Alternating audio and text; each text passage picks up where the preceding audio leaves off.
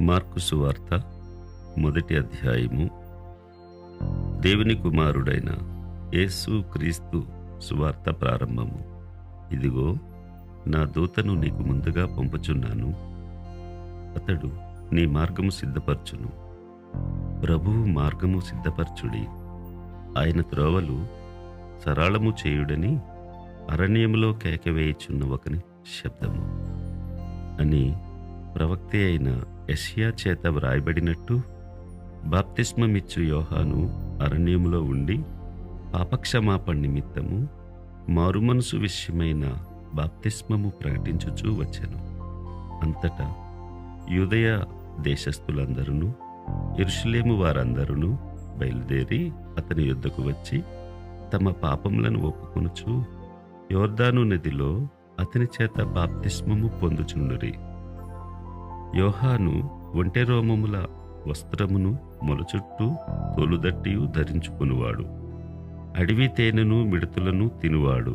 మరియు అతడు, నాకంటే శక్తిమంతుడొకడు నా వెనుక వచ్చుచున్నాడు, నేను వంగి ఆయన చెప్పులు వారును విప్పుటకు పాత్రుడను కాను.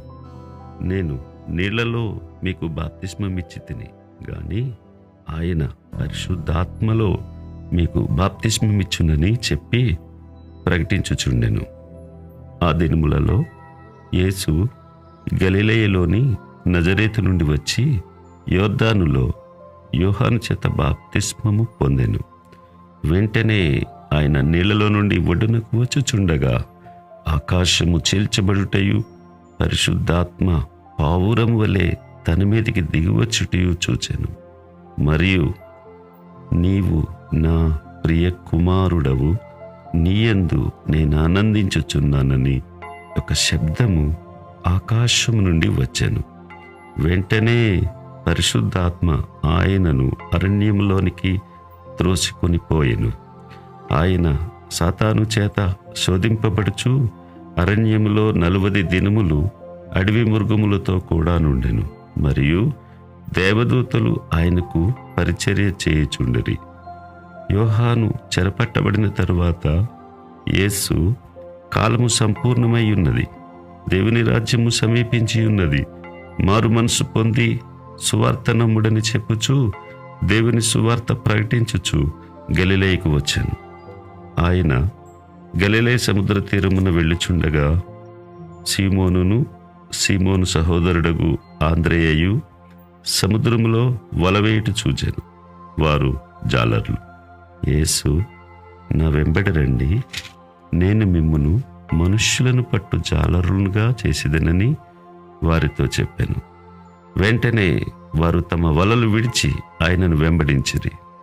ఆయన ఇంకా కొంత దూరం వెళ్ళి జెబెదయి కుమారుడగు యాకోబును అతని సహోదరుడగు యోహానును చూచెను. వారు దోణిలో ఉండి తమ వలలు బాగు చేసుకొని చుండిరి. వెంటనే ఆయన వారిని పిలువగా వారు తమ తండ్రి అయిన జెబెదయిని తోణిలో జీతగాండ్ర యొద్ద విడిచిపెట్టి ఆయనను వెంబడించిరి. అంతటా వారు కపెర్నహూములోనికి వెళ్ళిరి. వెంటనే ఆయన విశ్రాంతి దినమున సమాజ మందిరంలోనికి పోయి బోధించెను. ఆయన శాస్త్రుల వలె గాక అధికారము గలవాని వలె వారికి బోధించెను గనుక వారు ఆయన బోధకు ఆశ్చర్యపడిరి. ఆ సమయమున వారి సమాజ మందిరములో అపవిత్రాత్మ పట్టిన మనుష్యుడొకడుండెను. వాడు, నజరేయుడవగు యేసు, మాతో నీకేమి? మమ్ము నశింపజేయుటకు వచ్చితివా? నీవెవడవో నాకు తెలియను, నీవు దేవుని పరిశుద్ధుడవు అని కేకలు వేశాను. అందుకు యేసు, ఊరకుండుము, వానిని విడిచి పొమ్మని దానిని గద్దింపగా ఆ అపవిత్రాత్మ వానిని విలువిలలాడించి పెద్ద కేక వేసి వారిని విడిచిపోయెను. అందరూ విస్మయముంది, ఇదేమిటో, ఇది క్రొత్త బోధగా ఉన్నదే, ఈయన అధికారముతో అపవిత్రాత్మలకును ఆజ్ఞాపింపగా అవి ఆయనకు లోబడుచున్నవని ఒకనితో ఒకడు చెప్పుకొనిరి. వెంటనే ఆయనను గూర్చిన సమాచారము త్వరలో గలిలయ ప్రాంతములందంతటా వ్యాపించెను. వెంటనే వారు సమాజ మందిరంలో నుండి వెళ్ళి యాకోబుతోనూ యోహానుతోనూ సీమోను ఆంద్రేయను వారి ఇంట ప్రవేశించిరి. సీమోను అత్త జ్వరంతో పడి ఉండగా వెంటనే వారు ఆమెను గూర్చి ఆయనతో చెప్పింది. ఆయన ఆమె దగ్గరికి వచ్చి చెయ్యి పట్టి ఆమెను లేవనెత్తెను. అంతటి జ్వరము ఆమెను వదలెను గనుక ఆమె వారికి ఉపచారము చేయసాగెను. సాయంకాలము ప్రొద్దుగురుకినప్పుడు జనులు సకల రోగులను, దెయ్యములు పట్టిన వారిని ఆయన యుద్ధకు తీసుకుని వచ్చిరి. పట్టణమంతయు ఆ ఇంటి వాకిట కూడియుండెను. ఆయన నానావిధ రోగముల చేత పీడింపబడిన అనేకులను స్వస్థపరిచి అనేకమైన దయ్యములను వెళ్ళగొట్టెను. అవి తన్ను ఎరిగి ఉండినందున ఆయన ఆ దయ్యములను మాట్లాడనీయలేదు. ఆయన పెందలకడనే లేచి ఇంకను చాలా చీకటి ఉండగానే బయలుదేరి అరణ్య ప్రదేశమునకు వెళ్ళి అక్కడ ప్రార్థన చేయుచుండెను. సీమోనును అతనితో కూడున్న వారును ఆయనను వెతుకుచూ వెళ్ళి ఆయనను కనుగొని, అందరూ నిన్ను వెతుకుచున్నారని ఆయనతో చెప్పగా, ఆయన ఇతర సమీప గ్రామములలోనూ నేను ప్రకటించినట్లు వెళ్ళుదము రండి, ఇందు నిమిత్తమే కదా నేను బయలుదేరి వచ్చి తినని వారితో చెప్పాను. ఆయన గలిలయ అందంతటా వారి సమాజ మందిరములలో ప్రకటించుచు దయ్యములను వెళ్ళగొట్టుచూ నుండెను. ఒక కుష్ఠరోగి ఆయన యుద్ధకు వచ్చి ఆయన ఎదుట మోకాళ్ళుని, నీకిష్టమైతే నన్ను శుద్ధినిగా చేయగలవని ఆయనతో చెప్పి ఆయనను వేడుకొనగా, ఆయన కనికరపడి చేయి చాపి వానిని ముట్టి, నాకిష్టమే, నీవు శుద్ధుడు కమ్మని వానితో చెప్పాను. వెంటనే కుష్ఠరోగము వారిని విడిచెను గనుక వాడు శుద్ధుడాయను. అప్పుడు ఆయన ఎవనితోనూ ఏమీ చెప్పకు సుమి, కానీ నీవు వెళ్ళి వారికి సాక్షార్థమై నీ దేహమును యాజకునికి కనబరుచుకుని నీవు శుద్ధుడు అయినందుకు మోసే నియమించిన కానుకలను సమర్పించుమని వానికి ఖండితముగా ఆజ్ఞాపించి వెంటనే వానిని పంపివేశాను.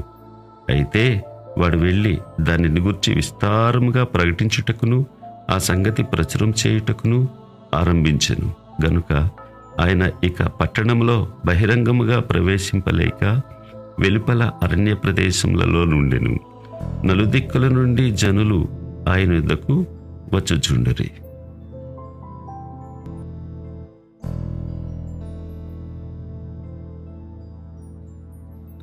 మార్కు సువార్త 2వ అధ్యాయము.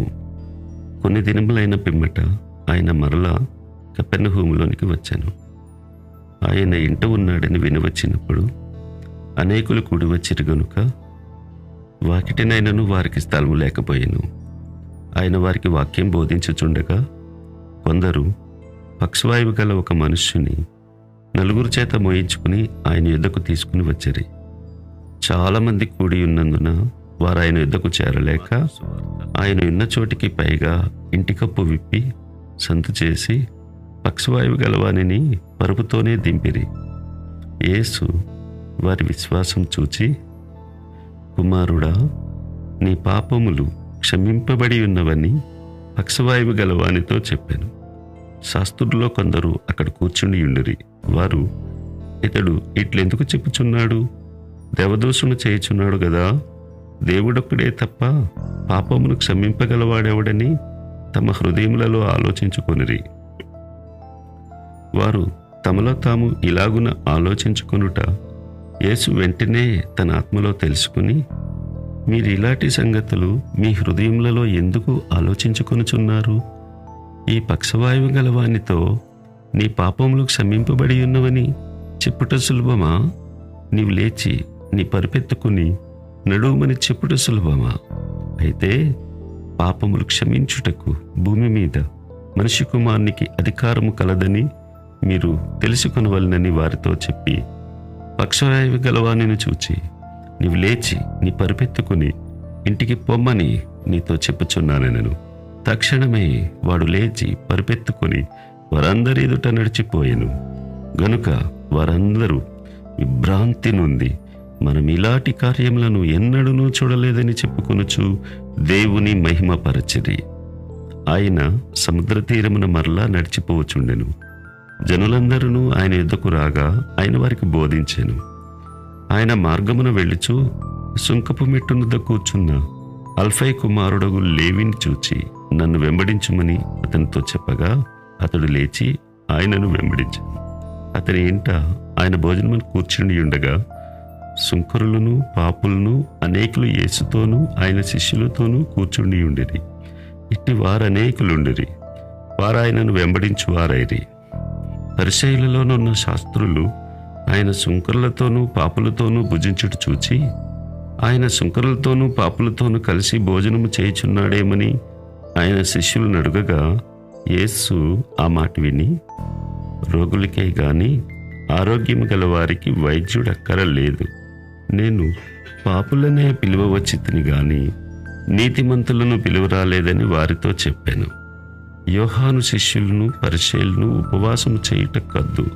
వారు వచ్చి యోహాను శిష్యులను పరిసయ్యుల శిష్యులను ఉపవాసము చేయుదురు గాని నీ శిష్యులు ఉపవాసము చేయరు.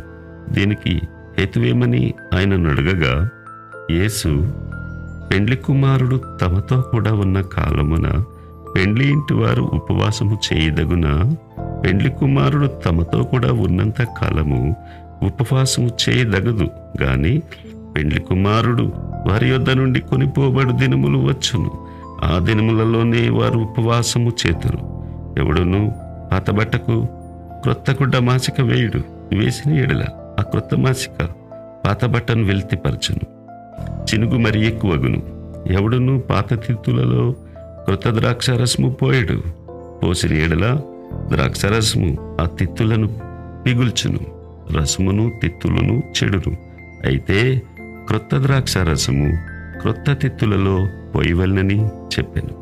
మరియు ఆయన విశ్రాంతి దినమున పంట చేలలో బడి వెళ్ళుచుండగా శిష్యులు మార్గమున సాగిపోవచ్చు వెన్నులు త్రుంచుచుండిరి.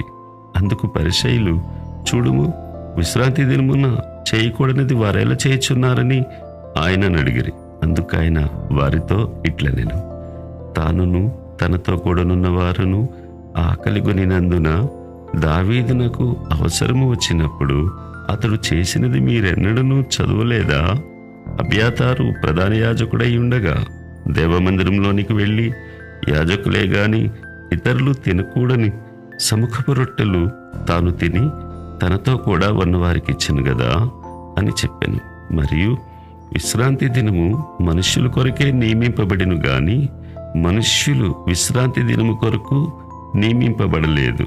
అందువలన మనుష్య కుమారుడు విశ్రాంతి దినమునకును ప్రభువై ఉన్నాడని వారితో చెప్పాను.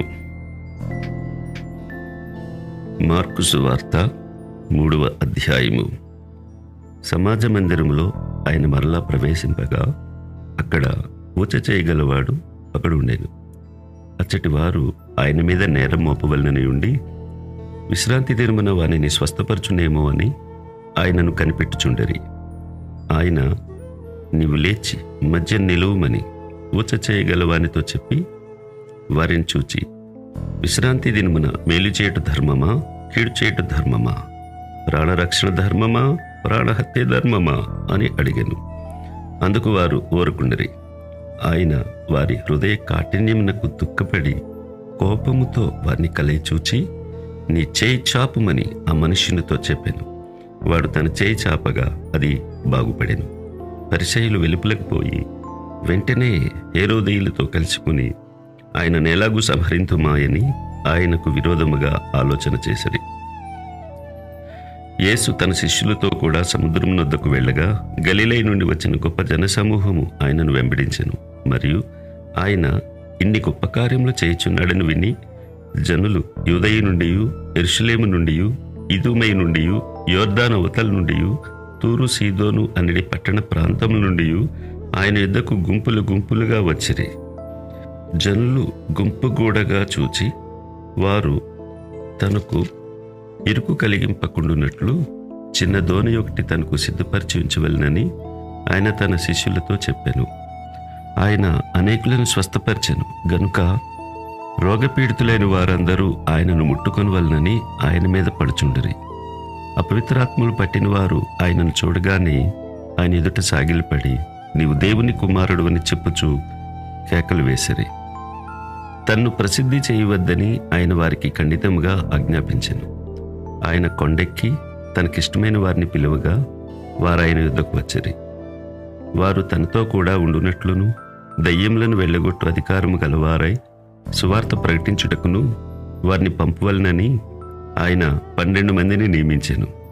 వారెవరనగా, ఆయన పేతురను పేరు పెట్టిన సీమోను, జెబెదయి కుమారుడగు యాకోబు, అతని సహోదరుడగు యోహాను, వీరిద్దరికీ ఆయన బోయనేర్గేస్ అను పేరు పెట్టెను. బోయనేర్గేసు అనగా ఉరిమిడి వారిని అర్థము. ఆంద్రేయ, ఫిలిప్పు, బర్తొలోమయి, మత్తయి, తోమా, అల్ఫై కుమారుడగు యాకోబు, తద్దయి, కనానీయుడైన సీమోను, ఆయనను అప్పగించిన ఇస్కరియోతు యూదా అనువారు. ఆయన ఇంటిలోనికి వచ్చినప్పుడు జనులు మరలా గుంపు కూడి వచ్చిరి గనుక భోజనము చేయుటకైనను వారికి వీలు లేకపోయెను. ఆయన ఇంటివారు సంగతి విని ఆయన మతి చెల్లించి ఉన్నదని చెప్పి ఆయనను పట్టుకొని పోయిరి. యెరూషలేము నుండి వచ్చిన శాస్త్రులు, ఇతడు బయల్జెబూలు పట్టినవాడై దెయ్యముల అధిపతి చేత దెయ్యములను వెళ్ళగొట్టుచున్నాడని చెప్పిరి. అప్పుడు ఆయన వారిని తన యుద్ధకు పిలిచి ఉపమాన రీతిగా వారితో ఇట్లా నేను, సాతాను ఎలాగు వెళ్ళగొట్టును? ఒక రాజ్యము తనకు తానే విరోధముగా వేరుపడిన ఎడల ఆ రాజ్యం నిలువనేరదు. ఒక ఇల్లు తమకు తానే విరోధముగా వేరుపడిన ఎడల ఆ ఇల్లు నిలువనేరదు. సాతాను తనకు తానే విరోధముగా లేచి వేరుపడిన ఎడల వాడు నిలువలేక కడతేరును. ఒకడు బలవంతుడైన వానిని మొదట బంధించితేనే తప్ప ఆ బలవంతుని ఇంట జొచ్చి వాని సామాగ్రి దోచుకున్న నేరడు. బంధించిన ఎడల వాని ఇల్లు దోచుకుని వచ్చును. సమస్త పాపములను మనుషులు చేయు దూషణలన్నీ వారికి క్షమింపబడును గాని పరిశుద్ధాత్మ విషయము దూషణ చేయువాడెప్పుడును క్షమాపణ పొందక నిత్య పాపం చేసిన వాడై ఉండునని మీతో నిశ్చయముగా చెప్పుచున్నానెను. ఎందుకనగా ఆయన అపవిత్రాత్మ పట్టినవాడని వారు చెప్పిరి. ఆయన సహోదరులను తల్లియు వచ్చి వెలుపల నిలిచి ఆయనను పిలువనంపిరి. జనులు గుంపుగా ఆయన చుట్టూ కూర్చుండిరి.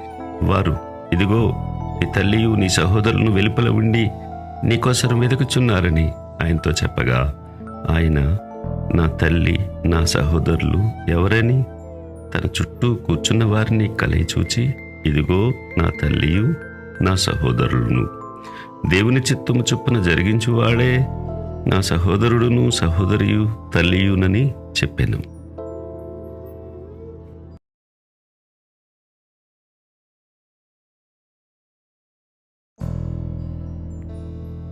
మార్కు సువార్త 4వ అధ్యాయము. ఆయన సముద్ర తీరమున మరలా బోధింపనారంభింపగా బహుజనులు ఆయన యుద్ధకు కూడి వచ్చి ఉన్నందున ఆయన సముద్రములో ఒక దోణి ఎక్కి కూర్చుండెను. జనులందరూ సముద్ర తీరమున నేల మీద నుండిరి. ఆయన ఉపమాన రీతిగా చాలా సంగతులు వారికి బోధించుచు తన బోధలో వారితో ఇట్లనెను, వినుడి, ఇదిగో విత్తువాడు విత్తుటకు బయలు వెళ్ళెను. వారు విత్తుచుండగా కొన్ని విత్తనములు త్రోవ ప్రక్కన పడెను. పక్షులు వచ్చి వాటిని మృంగివేశాను. కొన్ని చాలా మన్నులేని రాతి నేలను పడెను. అక్కడ మన్ను లోతుగా ఉండనందున అవి వెంటనే మొలిచెను గాని సూర్యుడు ఉదయింపగానే అవి మాడి వేరు లేనందున ఎండిపోయెను. కొన్ని ముండ్ల పొదలలో పడెను. ముండ్ల పొదలు ఎదిగి వాటిని అణిచివేసెను గనుక అవి ఫలింపలేదు. కొన్ని మంచి నేలను పడెను. అవి మొలిచి పెరిగి పైరై 30 60 100 ఫలించెను. వినుటకు చెవులు గలవాడు వినుగాక అని చెప్పాను. ఆయన ఒంటరిగా ఉన్నప్పుడు 12 మంది శిష్యులతో కూడా ఆయన చుట్టూ ఉండిన వారు ఆ ఉపమానమును గూర్చి ఆయనను అడిగిరి. అందుకైన, దేవుని రాజ్య మర్మము తెలుసుకొనుట మీకు అనుగ్రహింపబడి ఉన్నది గాని వెలుపల నుండి వారు ఒకవేళ దేవుని వైపు తిరిగి పాపక్షమాపణ పొందుదురని వారు చూచుటకైతే చూచియు కనుగొనుకును, వినుటకైతే వినియు గ్రహింపకయు ఉండుటకును అన్నియు ఉపమాన రీతిగా వారికి బోధింపబడుచున్నవని వారితో చెప్పాను. మరియు ఈ ఉపమానము మీకు తెలియలేదా? అలాగైతే ఉపమానములన్నీ మీకెలాగూ తెలియనెను. విత్తువాడు వాక్యం విత్తుచున్నాడు. త్రోవ ప్రక్కనుండి వారెవరనగా వాక్యము వారిలో విత్తబడును గాని వారు వినిన వెంటనే సాతాను వచ్చి వారిలో విత్తబడిన వాక్యం ఎత్తుకొని పోవును. అటువలే రాతినేలను విత్తబడిన వారెవరనగా వాక్యం విని సంతోషంగా అంగీకరించువారు అయితే వారిలో వేరు లేనందున కొంతకాలము వారు నిలుతురు గాని వాక్యం నిమిత్తము శ్రమ అయినను హింస అయినను కలుగగానే వారు అభ్యంతరపడదురు. ఇతరులు ముండ్ల పొదలలో విత్తబడిన వారు. వీరు వాక్యం విందురు గాని ఐహిక విచారములను ధనమోసమును మరి ఇతరమైన ఆపేక్షలను లోపల చొచ్చి వాక్యమును అణిచివేయట వలన అది నిష్ఫలమగును. మంచి నేలను విత్తబడిన వారెవరనగా వాక్యం విని దానిని అంగీకరించి 30 60 100 ఫలించువారని చెప్పాను. మరియు ఆయన వారితో ఇట్లనెను, దీపము దీపస్తంభము మీద నుంచబడుటకే గాని కొంచెము క్రిందనైనను మంచము క్రిందనైనను ఉంచబడుటకు తేబడదు కదా. రహస్యమేదైనను తేటపరచబడకపోదు, బయలుపరచబడుటకే గాని ఏదియూ మరుగు చేయబడలేదు. వినుటకు చెవులెవనికైనా నుండి నీడల వాడు వినుగాకనెను. మరియు ఆయన మీరేమి వినుచున్నారో జాగ్రత్తగా చూచుకొనుడి. మీరెట్టి కొలతతో కొలుతురో మీకును అట్టి కొలతతోనే కొలవబడును, మరి ఎక్కువగా మీకు ఇయ్యబడును.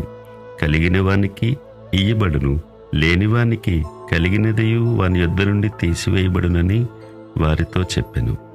మరియు ఆయన ఒక మనుష్యుడు భూమిలో విత్తనం చల్లి రాత్రి పగళ్ళు నిద్రపోవచ్చు మేలుకొనుచూ నుండగా వానికి తెలియని రీతిగా ఆ విత్తనము మొలిచి పెరిగినట్లే దేవుని రాజ్యం ఉన్నది. భూమి మొదట మొలకను తరువాత వెన్నును అటు తరువాత వెన్నులో ముదురు గింజలను తనంతట తానే పుట్టించును. పంట పండినప్పుడు కోతకాలము వచ్చినదని సేద్యగాడు వెంటనే కొడవలు పెట్టి కోయినని చెప్పెను. మరియు ఆయన ఇట్లనెను, దేవుని రాజ్యమును ఎట్లు పోల్చెదము? ఏ ఉపమానంతో దానిని ఉపమించెదము? అది ఆవగింజను పోలియున్నది.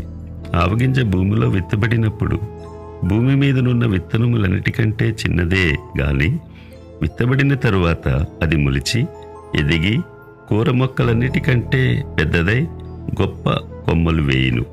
గనుక ఆకాశ పక్షులు దాని నీడను నివసింపగలవనెను. వారికి వినుటకు శక్తి కలిగిన కొలది ఇలాంటి అనేకమైన ఉపమానములను చెప్పి ఆయన వారికి వాక్యం బోధించెను. ఉపమానము లేక వారికి బోధింపలేదు గాని ఒంటరిగా ఉన్నప్పుడు తన శిష్యులకు అన్నిటినీ విశదపరిచెను. ఆ దినమే సాయంకాలమైనప్పుడు ఆయన అద్దరికి పోవుదమని వారితో చెప్పగా వారు జనులను పంపివేసి ఆయనను ఉన్నపాటున చిన్న దోణిలో తీసుకుని పోయిరి. ఆయన వెంబడి మరికొన్ని దోణులు వచ్చెను. అప్పుడు పెద్ద తుఫాను రేగి ఆయన ఉన్న దోణి మీద అలలు కొట్టినందున దోణి నిండిపోయాను. ఆయన దోణి అమరమున తలగడ మీద తలవాల్చుకుని ఎదిరించుచుండెను. వారాయనను లేపి, బోధకుడా, మేము నశించిపోవచ్చున్నాము, నీకు చింతలేదా అని ఆయనతో అనిరి. అందుకు ఆయన లేచి గాలిని గద్దించి నిశ్శబ్దమై ఊరకుండమని సముద్రముతో చెప్పగా గాలి అణిగి మిక్కిలి నిమ్మళమాయెను. అప్పుడు ఆయన, మీరెందుకు భయపడుచున్నారు? మీరింకనూ నమ్మిక లేకయున్నారా అని వారితో చెప్పాను. వారు మిక్కిలి భయపడి ఈయన ఎవరో, గాలియు సముద్రమును ఈయనకు లోబడుచున్నవని ఒకనితో ఒకడు చెప్పుకొనిరి.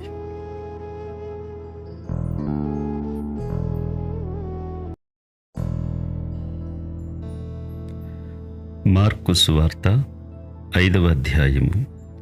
వారా సముద్రమునకు అద్దరినున్న గెరాసేనుల దేశమునకు వచ్చిరి.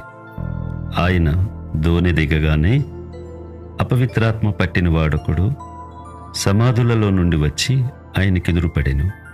వాడు సమాధులలో వాసం చేసిడివాడు. సంకెళ్లతోనైనను ఎవడనూ వాని బంధింపలేకపోయాను. పలుమారు వాని కాళ్లకును చేతులకును సంకెళ్ళు వేసి బంధించినను వాడు ఆ చేతి సంకెళ్ళు తెంపి కాలి సంకెళ్లను తుత్తునీయులుగా చేసెను. గనుక ఎవడనూ వానిని సాధుపరచలేకపోయాను. వాడు ఎల్లప్పుడూ రాత్రింబగళ్ళు సమాధుల్లోనూ కొండల్లోనూ కేకలు వేయిచు తాను రాళ్ళతో గాయపరుచుకొనుచూ నుండెను. వాడు దూరము నుండి యేసును చూచి పరుగెత్తుకుని వచ్చి ఆయనకు నమస్కారము చేసి, యేసు, సర్వోన్నతుడైన దేవుని కుమారుడా, నాతో నీకేమి? నన్ను బాధపరచకుమని దేవుని పేరట నీకు ఆనబెట్టుచున్నానని బిగ్గరగా కేకలు వేసెను. ఎందుకనగా ఆయన, అపవిత్రాత్మ, ఈ మనుషుని విడిచి పొమ్మని వానితో చెప్పెను. మరియు ఆయన, నీ పేరేమని వాని అడుగగా వాడు, నా పేరు సేన, ఏలయనగా మేము అనేకులమని చెప్పి తమను ఆ దేశంలో నుండి తోలివేయవద్దని ఆయనను మిగుల బతిమాలుకొనెను. అక్కడ కొండ దగ్గర పందుల పెద్ద మంద మేయిచుండెను గనుక ఆ పందులలో ప్రవేశించినట్టు మమ్మను వాటి యొద్దకు పంపుమని ఆ దెయ్యములు ఆయనను బతిమాలుకొనెను. యేసు వాటికి సెలవీయగా ఆ అపవిత్రాత్మలు వానిని విడిచి పందులలో ప్రవేశించెను. ప్రవేశింపగా ఇంచుమించు 2000 సంఖ్య గల ఆ మంద ప్రపాతము నుండి సముద్రపు దారిని వడిగా పరిగెత్తుకునిపోయి సముద్రంలో పడి ఊపిరి తిరుగక చచ్చెను. ఆ పందులు మేపుచున్నవారు పారిపోయి పట్టణంలోనూ గ్రామములలోనూ ఆ సంగతి తెలియజేసరి. జనులు జరిగినది చూడవెళ్ళి యేసునొద్దకు వచ్చి, సేన అను దెయ్యములు పట్టినవాడు బట్టలు ధరించుకుని స్వస్థచిత్తుడై కూర్చునియుండుట చూచి భయపడరి. జరిగినది చూచిన వారు దెయ్యములు పట్టిన వానికి కలిగిన స్థితియు పందుల సంగతియు ఊరివారికి తెలియజేయగా తమ ప్రాంతములు విడిచిపొమ్మని వారినను బతిమాలు కొనసాగిరి. ఆయన దోణి ఎక్కినప్పుడు దెయ్యములు పట్టినవాడు ఆయన యుద్ధ తన్నుండనిమ్మని ఆయనను బతిమాలుకొనెను. గాని ఆయన వానికి సెలవీయక, నీవు నీ ఇంటివారి యుద్ధకు వెళ్ళి ప్రభువుని యందు కనికరపడి నీకు చేసిన కార్యములన్నిటినీ వారికి తెలియజెప్పుమనెను. వాడు వెళ్ళి యేసు తనకు చేసినవన్నీయు దెకపొలిలో ప్రకటింపనారంభింపగా అందరూ ఆశ్చర్యపడిరి. యేసు మరలా దోణి ఎక్కి అద్దరికి వెళ్ళినప్పుడు బహుజన సమూహము ఆయన యుద్ధకు కూడివచ్చెను. ఆయన సముద్ర తీరమున నుండగా సమాజ మందిరపు అధికారులలో యాయీరనునొకడు వచ్చి ఆయనను చూచి ఆయన పాదముల మీద పడి, నా చిన్న కుమార్తె చావనై ఉన్నది, అది బాగుపడి బ్రతుకున్నట్లు నీవు వచ్చి దాని మీద నీ చేతులుంచవలనని ఆయనను మిగులు బతిమాలు కొనగా ఆయన అతనితో కూడా వెళ్ళెను. బహుజన సమూహమును ఆయనను వెంబడించి ఆయన మీద పడుచుండరి. 12 ఏండ్ల నుండి రక్తస్రావ రోగము కలిగిన ఒక స్త్రీ ఉండెను. ఆమె అనేక వైద్యుల చేత ఎన్నో తిప్పలు పడి తనకు కలిగినదంతయు వ్యయము చేసుకుని ఎంత మాత్రమునూ ప్రయోజనము లేక మరింత సంకటపడెను. ఆమె యేసును గూర్చి విని, నేను ఆయన వస్త్రములు మాత్రము ముట్టినా బాగుపడదుననుకుని జనసమూహములో ఆయన వెనుకకు వచ్చి ఆయన వస్త్రము ముట్టెను. వెంటనే ఆమె రక్తధార కట్టెను కనుక తన శరీరంలోని ఆ బాధ నివారణ అయినదని గ్రహించుకొనెను. వెంటనే యేసు తనలో నుండి ప్రభావం బయలువెళ్ళెనని తనలో తాను గ్రహించి జనసమూహం వైపు తిరిగి, నా వస్త్రములు ముట్టినదెవరని అడుగగా ఆయన శిష్యులు, జనసమూహము నీ మీద పడుచుండుట చూచుచున్నావే, నన్ను ముట్టిందెవడని అడుగుచున్నావా అనిరి. ఆ కార్యము చేసిన ఆమెను కనుగొనవలనని ఆయన చుట్టూ చూచెను. అప్పుడు ఆ స్త్రీ తనకు జరిగినది ఎరిగి భయపడి వణుకుచూ వచ్చి ఆయన ఎదుట సాగిలిపడి తన సంగతి అంతయు ఆయనతో చెప్పెను. అందుకాయన, కుమారి, నీ విశ్వాసము నిన్ను స్వస్థపరిచెను, సమాధానం గలదానవై పొమ్ము, నీ బాధ నివారణయై నీకు స్వస్థత కలుగుగాక అని ఆమెతో చెప్పెను. ఆయన ఇంకనూ మాట్లాడుచుండగా సమాజ మందిరపు అధికారి ఇంటి నుండి కొందరు వచ్చి, నీ కుమార్తె చనిపోయినది, నీవిక బోధకుని ఎందుకు శ్రమ పెట్టుదువనిరి. యేసు వారు చెప్పిన మాట లక్ష్య పెట్టక, భయపడకుము, నమ్మిక మాత్రం ఉంచుమని సమాజ మందిరపు అధికారితో చెప్పి, పేతురు, యాకోబు సహోదరుడు యోహాను అను వారిని తప్ప మరి ఎవరినైనను తన వెంబడి రానియక సమాజ మందిరపు అధికారి ఇంటికి వచ్చి వారు గొల్లుగా నుండి చాలా ఏడ్చుచు ప్రలాపించుచు నుండుట చూచి లోపలికి పోయి, మీరేల గొల్లు చేసి ఏడ్చుచున్నారు? ఈ చిన్నది నిద్రించుచున్నదే గాని చనిపోలేదని వారితో చెప్పెను. అందుకు వారు ఆయనను అపహసించిరి. అయితే ఆయన వారిని అందరినీ బయటకు పంపివేసి ఆ చిన్నదాని తల్లిదండ్రులను తనతో ఉన్నవారిని వెంటబెట్టుకుని ఆ చిన్నది పరుండిన గదిలోనికి వెళ్ళి ఆ చిన్నదాన్ని చేయిపట్టి, తల్లి తాకుమి అని ఆమెతో చెప్పాను. ఆ మాటకు చిన్నదానా లెమ్మని నీతో చెప్పుచున్నానని అర్థము. వెంటనే ఆ చిన్నది లేచి నడవసాగాను. ఆమె 12 సంవత్సరముల ప్రాయం గలది. వెంటనే వారు బహుగా విస్మయముందిరి. జరిగినది ఎవనికి తెలియకూడదని ఆయన వారికి గట్టిగా ఆజ్ఞాపించి ఆమెకు ఆహారం పెట్టుడని చెప్పెను.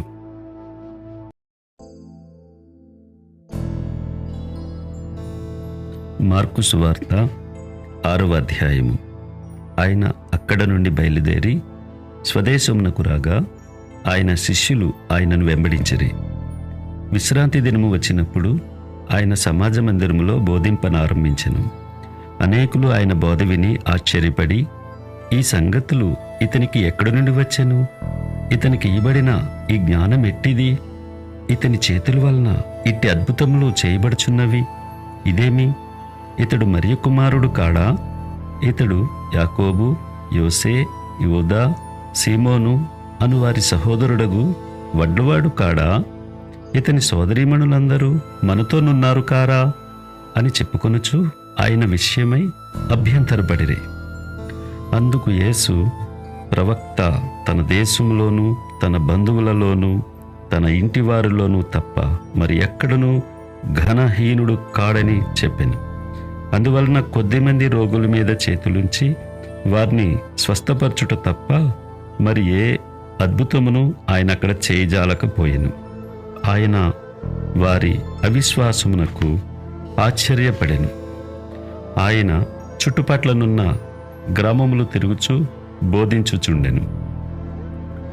ఆయన 12 శిష్యులను తన యొద్దకు పిలిచి వారిని ఇద్దరిద్దరినిగా పంపుచు అపవిత్రాత్మల మీద వారికి అధికారమిచ్చి, ప్రయాణము కొరకు చేతికర్రను తప్ప రొట్టెనైనను చాలినైనను సంచిలో సొమ్మునైనను తీసుకొనక, చెప్పులు తొడగుకొనుడనియు రెండంగీలు వేసుకొనవద్దనియు వారికి ఆజ్ఞాపించాను. మరియు ఆయన వారితో ఇట్లనెను, మీరెక్కడ ఒక ఇంట ప్రవేశించెదరో అక్కడ నుండి మీరు బయలుదేరు వరకు ఆ ఇంటనే బస చేయుడి. ఏ స్థలమందైనను జనులు మిమ్మును చేర్చుకొనక మీ మాటలు వినుకుంటే మీరు అక్కడ నుండి బయలుదేరున్నప్పుడు వారి మీద సాక్ష్యముగా ఉండుటకు మీ పాదముల క్రింద ధూళి దులిపివేయుడి. కాగా వారు బయలుదేరి మారుమనసు పొందవలనని ప్రకటించుచు అనేక దెయ్యములు వెళ్ళగొట్టుచు నూనె రాచి అనేకులకు రోగులను స్వస్థపరచుచుండిరి. ఆయన కీర్తి ప్రసిద్ధమాయెను గనుక రాజైన హేరోదు ఆయనను గూర్చి విని, బాప్తిస్మమిచ్చి యోహాను మృతుల్లో నుండి లేచి ఉన్నాడు గనుక అతని యందు అద్భుతములు క్రియారూపకములగుచున్నవని చెప్పాను. ఇతరులు ఈయన ఏలియా అనియు, మరికొందరు ఈయన ప్రవక్తయనియు, ప్రవక్తలలో ఒకనివలేనున్నాడనియు చెప్పుకొనుచుండిరి. అయితే హేరోదు విని, నేను తలగొట్టించిన యోహానే అతడు మృతుల్లో నుండి లేచి ఉన్నాడని చెప్పాను.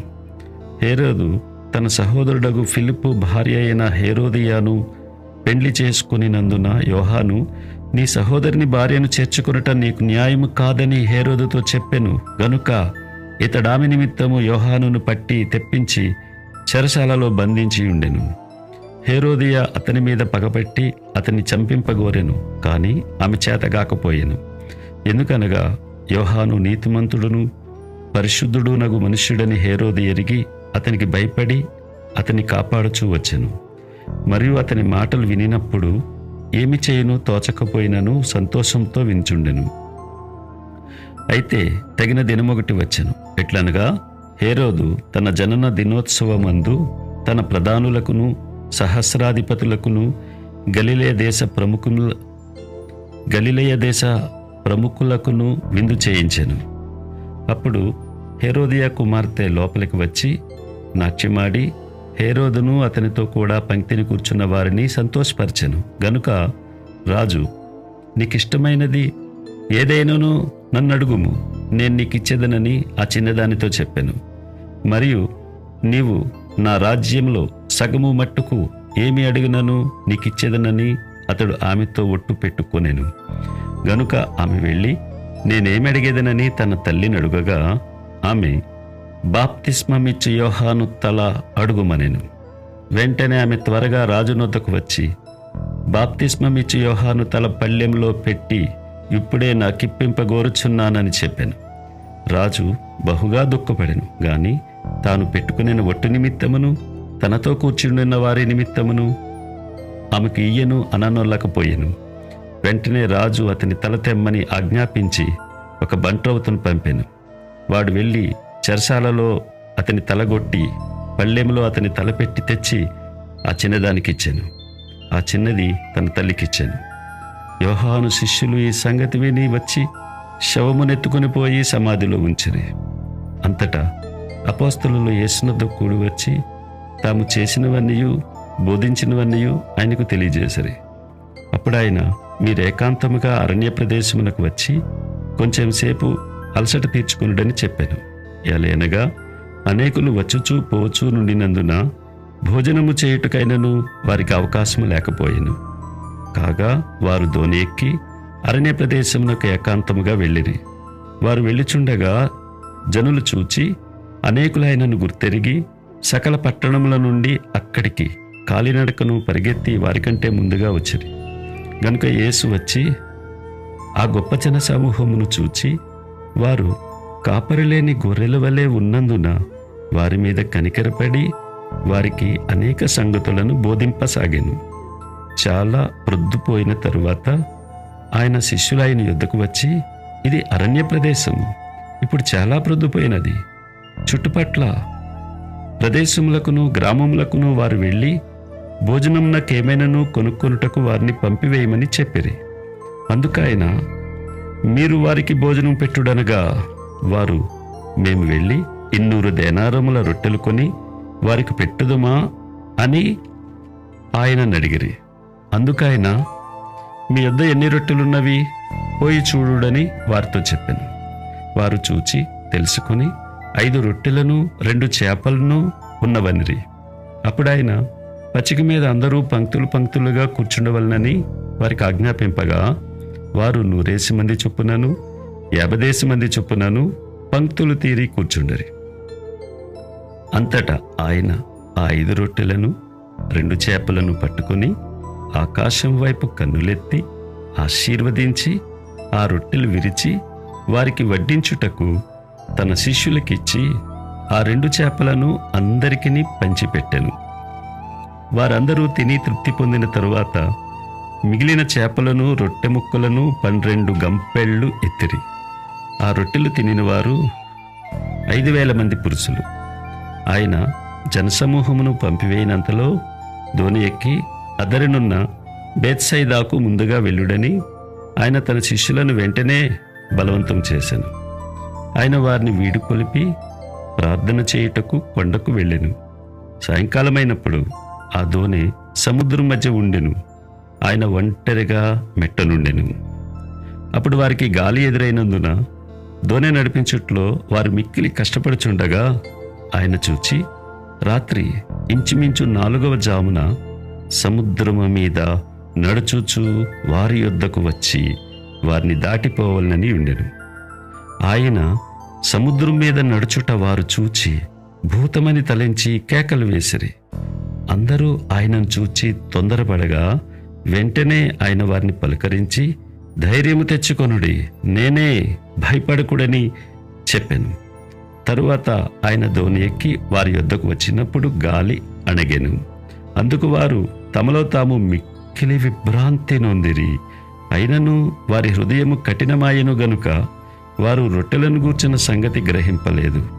వారు అవతలకు వెళ్ళి గెన్నేసరెత్తు దగ్గర ఒడ్డుకు వచ్చి దరిపట్టిరి. వారు దోణి దిగగానే జనులు ఆయనను గుర్తుపట్టి ఆ ప్రదేశమన్నంతటా పరిగెత్తుకొని పోయి ఆయన ఉన్నాడని వినిన చోటునకు రోగులను మంచముల మీద మోసుకొని వచ్చుటకు మొదలుపెట్టిరి.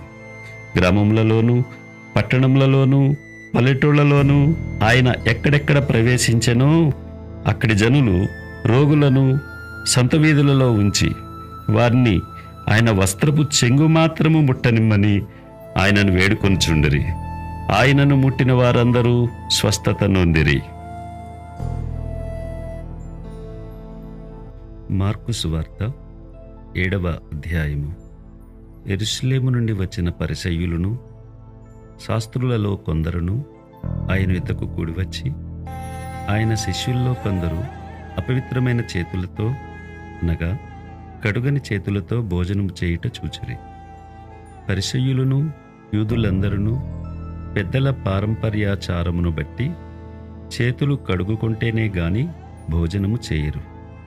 మరియు వారు సంత నుండి వచ్చినప్పుడు నీళ్లు చల్లుకుంటేనే గాని భోజనము చేయరు. ఇదియుగాక గిన్నెలను కుండలను ఇత్తడి పాత్రలను నీళ్లలో కడుగుట మొదలగు అనేకాచారములను వారు అనుసరించిడివారు. అప్పుడు పరిసయ్యులను శాస్త్రులను, నీ శిష్యులెందుకు పెద్దల పారంపర్యాచారమును చొప్పున నడుచుకొనక అపవిత్రమైన చేతులతో భోజనము చేయుదురని ఆయనను అడిగిరి. అందుకైన వారితో ఇలాగు చెప్పెను, ఈ ప్రజలు పెదవులతో నన్ను గనపరచుదురు గాని వారి హృదయము నాకు దూరముగా ఉన్నది.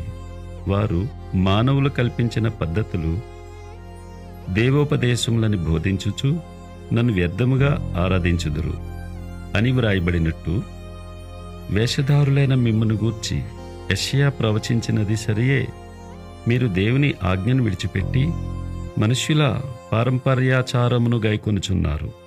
మరియు ఆయన, మీరు మీ పారంపర్యాచారమును గైకొనుటకు దేవుని ఆజ్ఞను బొత్తిగా నిరాకరించుదురు. నీ తల్లిదండ్రులను ఘనపరచవలననియు తండ్రినైనను తల్లినైనను దూషించువానికి మరణశిక్ష విధింపలననియు మోసే చెప్పును గదా.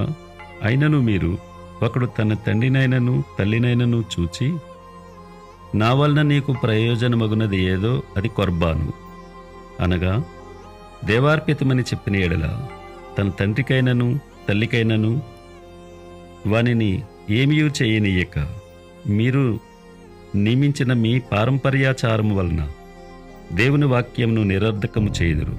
ఇటువంటివి అనేకములు మీరు చేయుదురని చెప్పాను. అప్పుడాయన జనసమూహమును మరలా తన యొద్దకు పిలిచి, మీరందరూ నా మాట విని గ్రహించుడి. వెలుపల నుండి లోపలికి పోయి మనుష్యుని అపవిత్రునిగా చేయగలుగున్నది ఏదియూ లేదు గాని లోపల నుండి బయలు వెళ్ళినవే మనుష్యుని అపవిత్రునిగా చేయునెను. ఆయన జనసమూహమును విడిచి ఇంటిలోనికి వచ్చినప్పుడు ఆయన శిష్యులు ఈ ఉపమానమును గూర్చి ఆయనను అడుగగా ఆయన వారితో ఇట్లనెను, మీరును ఇంత అవివేకులై ఉన్నారా? వెలుపల నుండి మనిషిని లోపలికి పోవునదేదియు వానిని అపవిత్రునిగా చేయజాలదని మీరు గ్రహింపకున్నారా?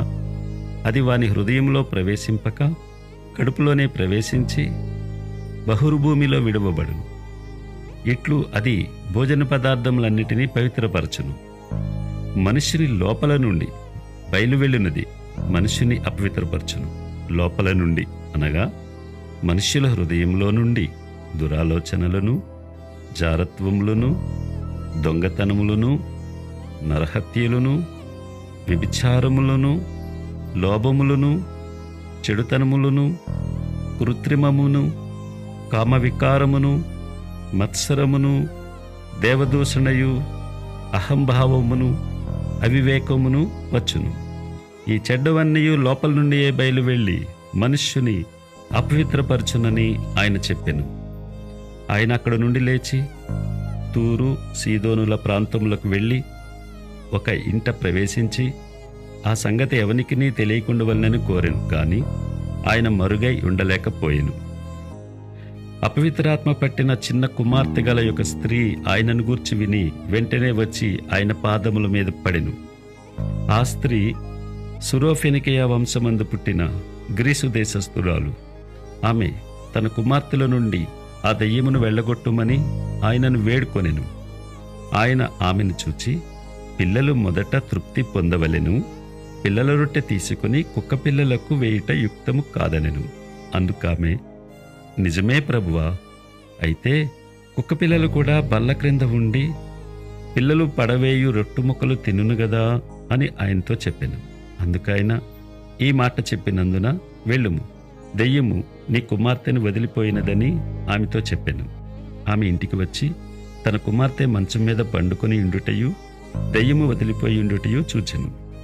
ఆయన మరలా తూరు ప్రాంతములు విడిచి సీదోను ద్వారా దెకపొలి ప్రాంతముల మీదుగా గలిలయ సముద్రమునొద్దకు వచ్చెను. అప్పుడు వారు చెవుడు గల నత్తివాని ఒకని ఆయన వద్దకు తోడుకుని వచ్చి వాని మీద చెయ్యి ఉంచుమని ఆయనను వేడుకొనిరి. సమూహంలో నుండి ఆయన వానిని ఏకాంతమునకు తోడుకుని పోయి వాని చెవులలో తన వ్రేళ్లు పెట్టి ఉమ్మివేసి వాని నాలుక ముట్టి ఆకాశం వైపు కన్నులెత్తి నిట్టూర్పు విడిచి ఎఫ్ఫతా అని వానితో చెప్పెను. ఆ మాటకు తెరవబడమని అర్థము. అంతట వాని చెవులు తెరవబడెను, వాని నాలుక నరము సడలి వాడు తేటగా మాటలాడుచుండెను. అప్పుడు ఆయన ఇది ఎవరితోనూ చెప్పవద్దని వారికి ఆజ్ఞాపించెను. అయితే ఆయన చెప్పవద్దని వారికి ఆజ్ఞాపించిన కొలది వారు మరి ఎక్కువగా దానిని ప్రసిద్ధి చేయిచు, ఈయన సమస్తమును బాగుగా చేసి ఉన్నాడు, చెవిటివారు వినునట్లుగాను మోగవారు మాట్లాడునట్లుగాను చేయుచున్నాడని చెప్పుకొని అపరిమితముగా ఆశ్చర్యపడిరి.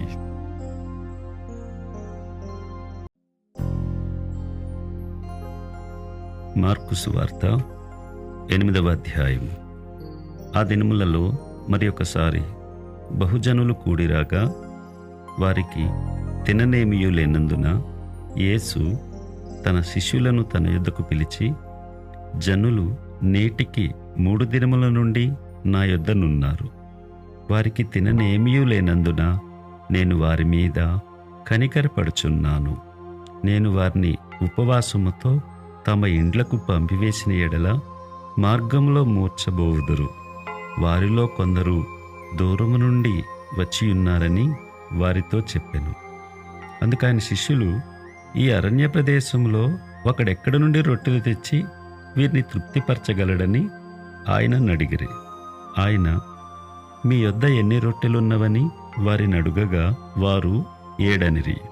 అప్పుడు ఆయన నేల మీద కూర్చుండుడని జనులకు ఆజ్ఞాపించి ఆ 7 రొట్టెలు పట్టుకుని కృతజ్ఞతాస్తుతులు చెల్లించి విరిచి వడ్డించుటకై తన శిష్యులకిచ్చెను. వారు జనసమూహమునకు వడ్డించిరి. కొన్ని చిన్న చేపలు కూడా వారి యొద్దనుండగా ఆయన ఆశీర్వదించి వాటిని కూడా వడ్డించుడని చెప్పెను. వారు భోజనం చేసి తృప్తి పొందిన మీదట మిగిలిన ముక్కలు 7 గంపల నిండా ఎత్తిరి. భోజనము చేసిన వారు ఇంచుమించు 4,000 మంది. వారిని పంపివేసిన వెంటనే ఆయన తన శిష్యులతో కూడా దోణి ఎక్కి దల్మనూతా ప్రాంతములకు వచ్చెను. అంతటా పరిసయ్యులు వచ్చి ఆయనను శోధించుచు ఆకాశం నుండి ఒక సూచక క్రియను చూపుమని ఆయనను అడిగి ఆయనతో తర్కింపసాగిరి. ఆయన ఆత్మయందు పెద్ద నిట్టూర్పు విడిచి, ఈ తరమువారు ఎందుకు సూచక్రియను అడుగుచున్నారు? ఈ తరమునకు ఏ సూచక క్రియయు ననుగ్రహింపబడదని నిశ్చయముగా మీతో చెప్పుచున్నానని చెప్పి వారిని విడిచి మరలా దోణి ఎక్కి అద్దరికి పోయెను.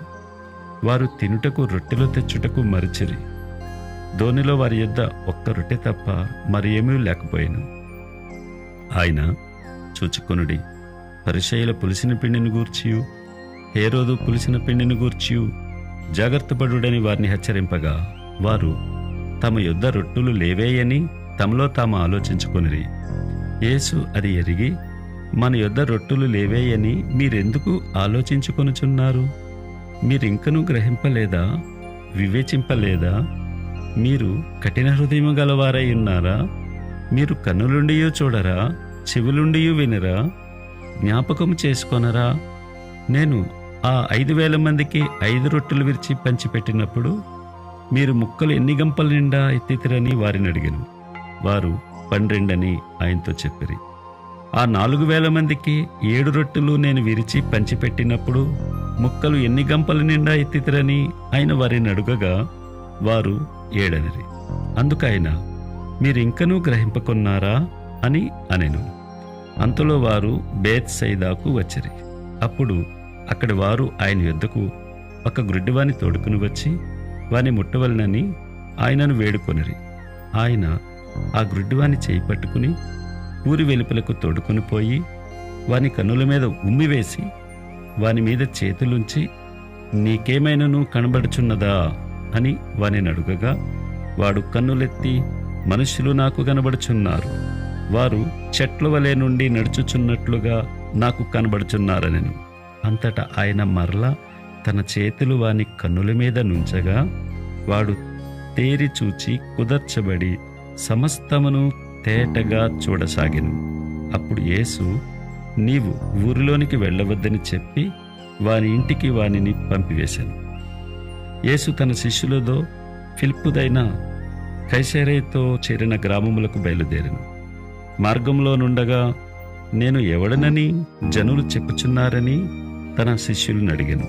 అందుకు వారు, కొందరు బాప్తిస్మిచ్చు యోహాను అనియు, కొందరు ఏలియా అనియు, మరికొందరు ప్రవక్తలలో ఒకడనియు చెప్పుకొనుచున్నారనిరి. అందుకైన, మీరైతే నేను ఎవడని చెప్పుకొనుచున్నారని వారిని అడుగగా పేతురు, నీవు క్రీస్తువని ఆయనతో చెప్పాను. అప్పుడు తన్ను గూర్చిన ఈ సంగతి ఎవరితోనూ చెప్పవద్దని ఆయన వారికి ఖండితముగా చెప్పాను. మరియు మనిషి కుమారుడు అనేక హింసలు పొంది పెద్దల చేతను, ప్రధాన యాజకుల చేతను, శాస్త్రుల చేతను ఉపేక్షింపబడి చంపబడి 3 దినములైన తరువాత లేచుట అగత్యమని ఆయన వారికి బోధింపనారంభించెను. ఆయన ఈ మాట బహిరంగముగా చెప్పెను. పేతురు ఆయన చేపట్టుకుని ఆయనను గద్దింపసాగాను.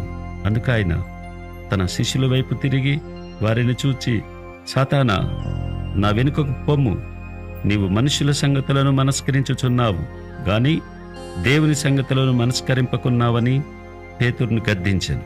అంతటా ఆయన తన శిష్యులను, జనసమూహమును తన యొద్దకు పిలిచి, నన్ను వెంబడింపగోరువాడు తన్ను తాను ఉపేక్షించుకుని తన సిలువ ఎత్తుకుని నన్ను వెంబడింపవలెను. తన ప్రాణమును రక్షించుకొనగోరువాడు దాన్ని పోగొట్టుకొనును. నా నిమిత్తమును సువార్త నిమిత్తమును తన ప్రాణమును పోగొట్టుకొనువాడు దాన్ని రక్షించుకొనును. ఒకడు సర్వలోకమును సంపాదించుకొని తన ప్రాణమును పోగొట్టుకొనుట వానికేమి ప్రయోజనము? మనుష్యుడు తన ప్రాణమునకు ప్రతిగా ఏమి ఇయ్యగలుగును? వ్యభిచారమును పాపమును చేయు ఈ తరమువారిలో నన్ను గూర్చియు నా మాటలను గూర్చియు సిగ్గుపడువాడెవడో వానిని గూర్చి మనిషి కుమారుడు తన తండ్రి మహిమగలవాడై పరిశుద్ధ దూతలతో కూడా వచ్చినప్పుడు సిగ్గుపడునని చెప్పెను.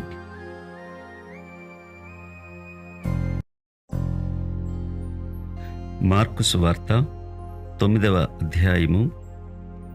మరియు ఆయన, ఇక్కడ నిలిచియున్న వారిలో కొందరు దేవుని రాజ్యము బలంతో వచ్చుట చూచు వరకు మరణము రుచి చూడరని నిశ్చయముగా మీతో చెప్పుచున్నానెను. 6 దినములైన తరువాత యేసు పేతురును, యాకోబును, యోహానును మాత్రము వెంటబెట్టుకుని ఎత్తయిన ఒక కొండ మీదికి ఏకాంతముగా వారిని తోడుకొని పోయి వారి ఎదుట రూపాంతరము పొందెను. అంతలో ఆయన వస్త్రములు ప్రకాశమానమైనవియు మిగుల తెల్లనివియు ఆయను. లోకమందు ఏ చాకలియను అంత తెల్లగా చలువ చేయలేడు. మరియు మోషేయు, ఏలియాయు వారికి కనబడి యేసుతో మాటలాడుచుండురి. అప్పుడు పేతురు, బోధకుడా, మనమిక్కడుండటం మంచిది. మేము నీకు ఒకటియు, మోషేకు ఒకటియు, ఏలియాకు ఒకటియు 3 పర్ణశాలలు కట్టుదమని చెప్పెను. వారు మిగుల భయపడిరి గనుక తాము చెప్పవలసినదేమో అతనికి తెలియలేదు. మేఘమొకటి వచ్చి వారిని కమ్మగా, ఈయన నా ప్రియ కుమారుడు, ఈయన మాట వినుడని ఒక శబ్దము ఆ మేఘములో నుండి పుట్టెను. వెంటనే వారు చుట్టూ చూచినప్పుడు తమ యొద్దనున్న యేసు తప్ప మరి ఎవరునూ వారికి కనబడలేదు. వారు ఆ కొండ దిగి వచ్చుచుండగా మనిషి కుమారుడు మృతుల్లో నుండి లేచినప్పుడే గాని అంతకుముందు మీరు చూచిన వాటిని ఎవనితోనూ చెప్పవద్దని ఆయన వారికి ఆజ్ఞాపించెను. మృతుల్లో నుండి లేచుటనగా ఏమిటో అని వారొక్కనితో ఒకడు తర్కించుచు ఆ మాట మనస్సున ఉంచుకొనిరి. వారు ఏలియా ముందుగా రావాలనని శాస్త్రులు చెప్పుచున్నారే, ఇదేమని ఆయనను అడిగిరి. అందుకాయన, ఏలియా ముందుగా వచ్చి సమస్తమును చక్కబెట్టునను మాట నిజమే, అయినను మనిషి కుమారుడు అనేక శ్రమలు పడి తృణీకరింపబడవలనని వ్రాయబడుట ఏమి? ఏలియా వచ్చిననియు అతని గూర్చి వ్రాయబడిన ప్రకారము వారు తమకిష్టము వచ్చినట్టు అతని ఎడల చేసిరనియు మీతో చెప్పుచున్నానని వారితో అనెను. వారు శిష్యుల యొద్దకు వచ్చి వారి చుట్టూ బహుజనులు కూడియుండుటయు శాస్త్రులు వారితో తర్కించుటయు చూసిరి. వెంటనే జనసమూహమంతయు ఆయనను చూచి మిగుల విభ్రాంతి నొంది ఆయన ఎద్దుకు పరిగెత్తుకుని వచ్చి ఆయనకు వందనము చేసిరి. అప్పుడాయన, మీరు దేని గూర్చి వారితో తర్కించుచున్నారని వారిని అడుగగా, జనసమూహములలో ఒకడు, బోధకుడా, మూగదయ్యం పట్టిన నా కుమార్ని నీ యొద్దకు తీసుకుని వచ్చి తిని, అది ఎక్కడ వానిని పట్టునో అక్కడ వానిని పడద్రోయును. అప్పుడు వాడు నురుగు కార్చుకుని పండ్లు కొరుకుని మూర్ఛిల్లును. దానిని వెళ్ళగొట్టుడని నీ శిష్యులను అడిగి తిని, గాని అది వారి చేత కాలేదని ఆయనతో చెప్పెను. అందుకైన, విశ్వాసం లేని తరమువార్లారా, నేను ఎంతకాలం మీతో నుందును? ఎంతవరకు మిమ్మను సహింతును? వానిని నా యొద్దకు తీసుకుని రండని వారితో చెప్పగా వారాయన యొద్దకు వానిని తీసుకుని వచ్చిరి. దయ్యము ఆయనను చూడగానే వాని విలవిలలాడించెను గనుక వాడు నేలపడి నురుగు కార్చుకొనుచు పొరలాడుచుండెను. అప్పుడాయన, ఇది వీనికి సంభవించి ఎంతకాలమైనదని వాని తండ్రిని అడుగగా, అతడు బాల్యము నుండియే అది వాని నాశనము చేయవలనని తరచుగా అగ్నిలోను నీళ్లలోనూ పడద్రోయెను. ఏమైనను నీ వలననైతే మా మీద కనికరపడి మాకు సహాయము చేయుమనెను. అందుకు యేసు, నమ్ముట నీ వలననైతే నమ్మువానికి సమస్తమును సాధ్యమే అని అతనితో చెప్పెను. వెంటనే ఆ చిన్నవాని తండ్రి, నమ్ముచున్నాను, నాకు అపనమ్మకముండకుండా సహాయము చెయ్యమని బిగ్గరగా చెప్పెను. జనులు గుంపు కూడి తన యొద్దకు పరిగెత్తుకుని వచ్చుట యేసు చూచి, మూగవైన చెవిటి దయ్యమా, వానిని వదిలి పొమ్ము, ఇక వానిలో ప్రవేశింపవద్దని నీకు ఆజ్ఞాపించుచున్నానని చెప్పి ఆ అపవిత్రాత్మను గద్దించెను. అప్పుడది కేక వేసి వానిని ఎంతో విలువలాడించి వదిలిపోయెను. అంతట వాడు చచ్చిన వాని వలె ఉండెను గనుక అనేకులు వాడు చనిపోయిననిరి. అయితే యేసు వాని చెయ్యి పట్టి వాని లేవనెత్తగా వాడు నిలువబడెను. ఆయన ఇంటిలోనికి వెళ్ళిన తరువాత ఆయన శిష్యులు, మేమెందుకు ఆ దయ్యమును వెళ్ళగొట్టలేకపోతేమని ఏకాంతమున ఆయనను అడిగిరి. అందుకైన, ప్రార్థన వలననే గాని మరి దేని వలనను ఈ విధమైనది వదిలిపోవట అసాధ్యమని వారితో చెప్పెను. వారక్కడ నుండి బయలుదేరి గలిలయ గుండా వెళ్ళుచుండురి. అది ఎవనికిని తెలియట ఆయనకిష్టం లేకపోయెను. ఏలయనగా ఆయన తన శిష్యులకు బోధించుచు, మనిషి కుమారుడు మనుషుల చేతికి అప్పగింపబడుచున్నాడు, వారాయనను చంపెదరు, చంపబడిన 3 దినములకు ఆయన లేచునని వారితో చెప్పెను. వారు ఆ మాట గ్రహింపలేదు గాని ఆయన నడుగా భయపడిరి. అంతటి వారు కపెర్నహూమునకు వచ్చిరి. వారు ఎవడు గొప్పవాడని మార్గమున ఒకనితో ఒకడు వాదించిరి గనుక ఆయన ఇంట ఉన్నప్పుడు, మార్గమున మీరు ఒకరితో ఒకరు దేనిని గూర్చి వాదించుచుంటిరని వారిని అడుగగా వారు ఊరకుండిరి. అప్పుడు ఆయన కూర్చుండి 12 మందిని పిలిచి, ఎవడైనను మొదటివాడై ఉండగోరిన ఎడల వారందరిలో కడపటివాడును అందరికీ పరిచారకుడునై ఉండవలనని చెప్పి ఒక చిన్న బిడ్డను తీసుకుని వారి మధ్యను నిలవబెట్టి వానిని ఎత్తి కౌగిలించుకుని, ఇట్టి చిన్న బిడ్డలలో ఒకనిని నా పేరట చేర్చుకునివాడు నన్ను చేర్చుకొనును, నన్ను చేర్చుకునివాడు నన్నుగాక నన్ను పంపిన వానిని చేర్చుకునునని వారితో చెప్పెను. అంతటి యోహాను, బోధకుడా, ఒకడు నీ పేరట దయ్యములను వెళ్ళగొట్టుట చూచితిమి, వాడు మనలను వెంబడించువాడు కాడు గనుక వానిని ఆటంకపరిచితిమని చెప్పెను. అందుకు యేసు, వానిని ఆటంకపరచకుడి, నా పేరట అద్భుతము చేసి నన్ను చులకనగా నిందింపగలవాడెవడనూ లేడు. మనకు విరోధి కానివాడు మన పక్షముగానున్నవాడే.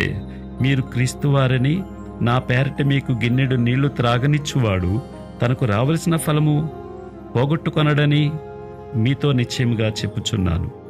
నా యందు విశ్వాసమించు ఈ చిన్నవారిలో నొకని అభ్యంతరపరచువాడెవడో వాడు మెడకు పెద్ద తిరిగట్రాయి కట్టబడి సముద్రములో పడవేయబడుట వానికి మేలు. నీ చెయ్యి నిన్ను అభ్యంతరపరిచిన ఎడల దానిని నరికివేయుము. నీవు 2 చేతులను కలిగి నరకములోని ఆరని అగ్నిలోనికి పోవుట కంటే అంగహీనుడివై జీవములో ప్రవేశించుట మేలు. నీ పాదము నిన్ను అభ్యంతరపరిచిన ఎడల దానిని నరికివేయుము. 2 పాదములు కలిగి నరకములో పడవేయబడుట కంటే కుంటివాడవై నిత్య జీవములో ప్రవేశించుట మేలు. నీ కన్ను నిన్ను అభ్యంతరపరిచిన ఎడల దాన్ని తీసి పారవేయుము. 2 కన్నులు కలిగి నరకములో పడవేయబడుట కంటే ఒంటి కన్ను గలవాడవై దేవుని రాజ్యములో ప్రవేశించుట మేలు. నరకమున వారి పురుగు చావదు, అగ్ని ఆరదు. ప్రతివానికి ఉప్పు సారము అగ్ని వలన కలుగును. ఉప్పు మంచిదే గాని ఉప్పు నిస్సారమైన ఎడల దేనివలన మీరు దానికి సారము కలుగజేతురు? మీలో మీరు ఉప్పు సారము గలవారై ఉండి ఒకరితో ఒకరు సమాధానముగా ఉండుడని చెప్పెను.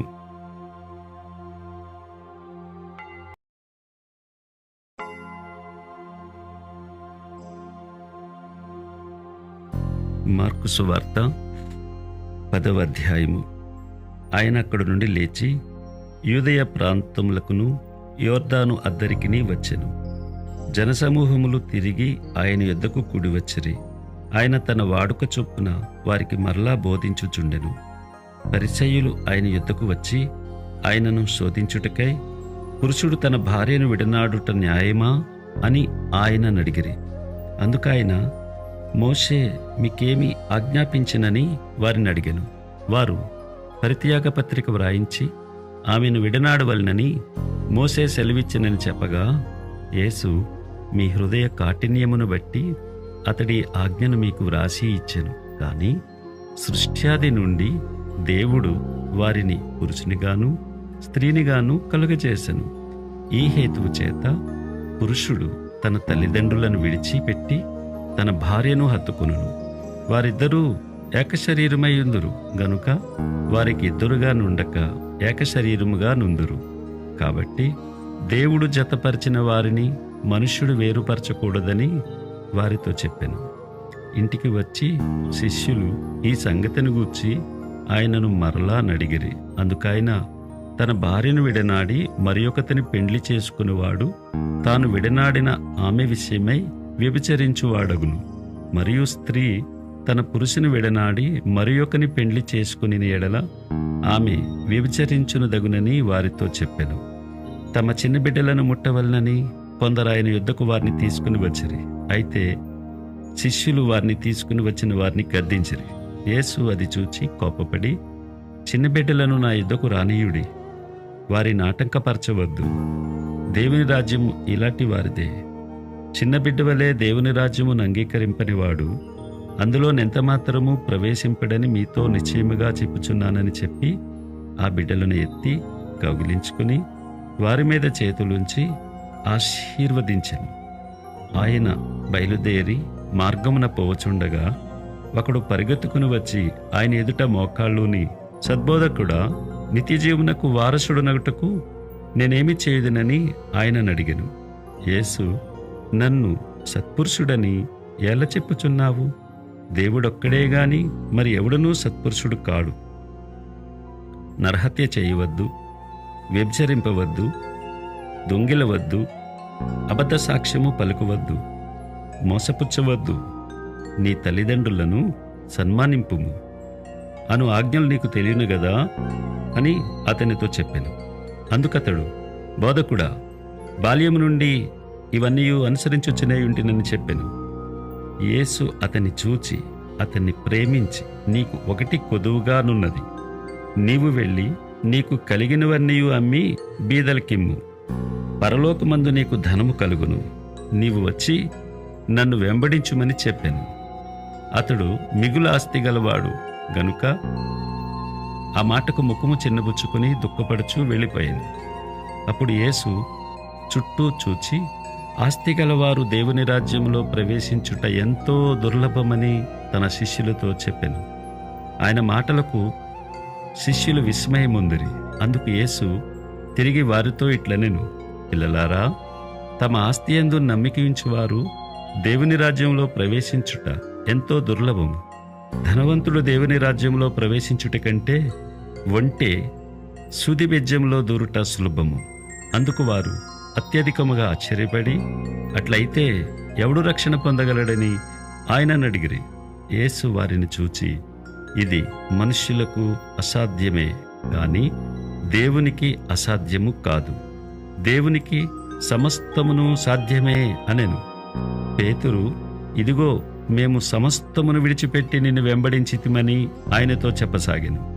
అందుకు యేసు ఇట్లనెను, నా నిమిత్తమును సువార్త నిమిత్తమును ఇంటినైనను అన్నదమ్ములనైనను అక్క చెల్లెండ్రనైనను తల్లిదండ్రులనైనను పిల్లలనైనను భూములనైనను విడిచినవాడు ఇప్పుడు ఇహమందు హింసలతో పాటు నూరంతలుగా ఇండ్లను అన్నదమ్ములను అక్క చెల్లెండ్రను తల్లులను పిల్లలను భూములను రాబోవు లోకమందు నిత్య జీవమును పొందునని మీతో నిశ్చయముగా చెప్పుచున్నాను.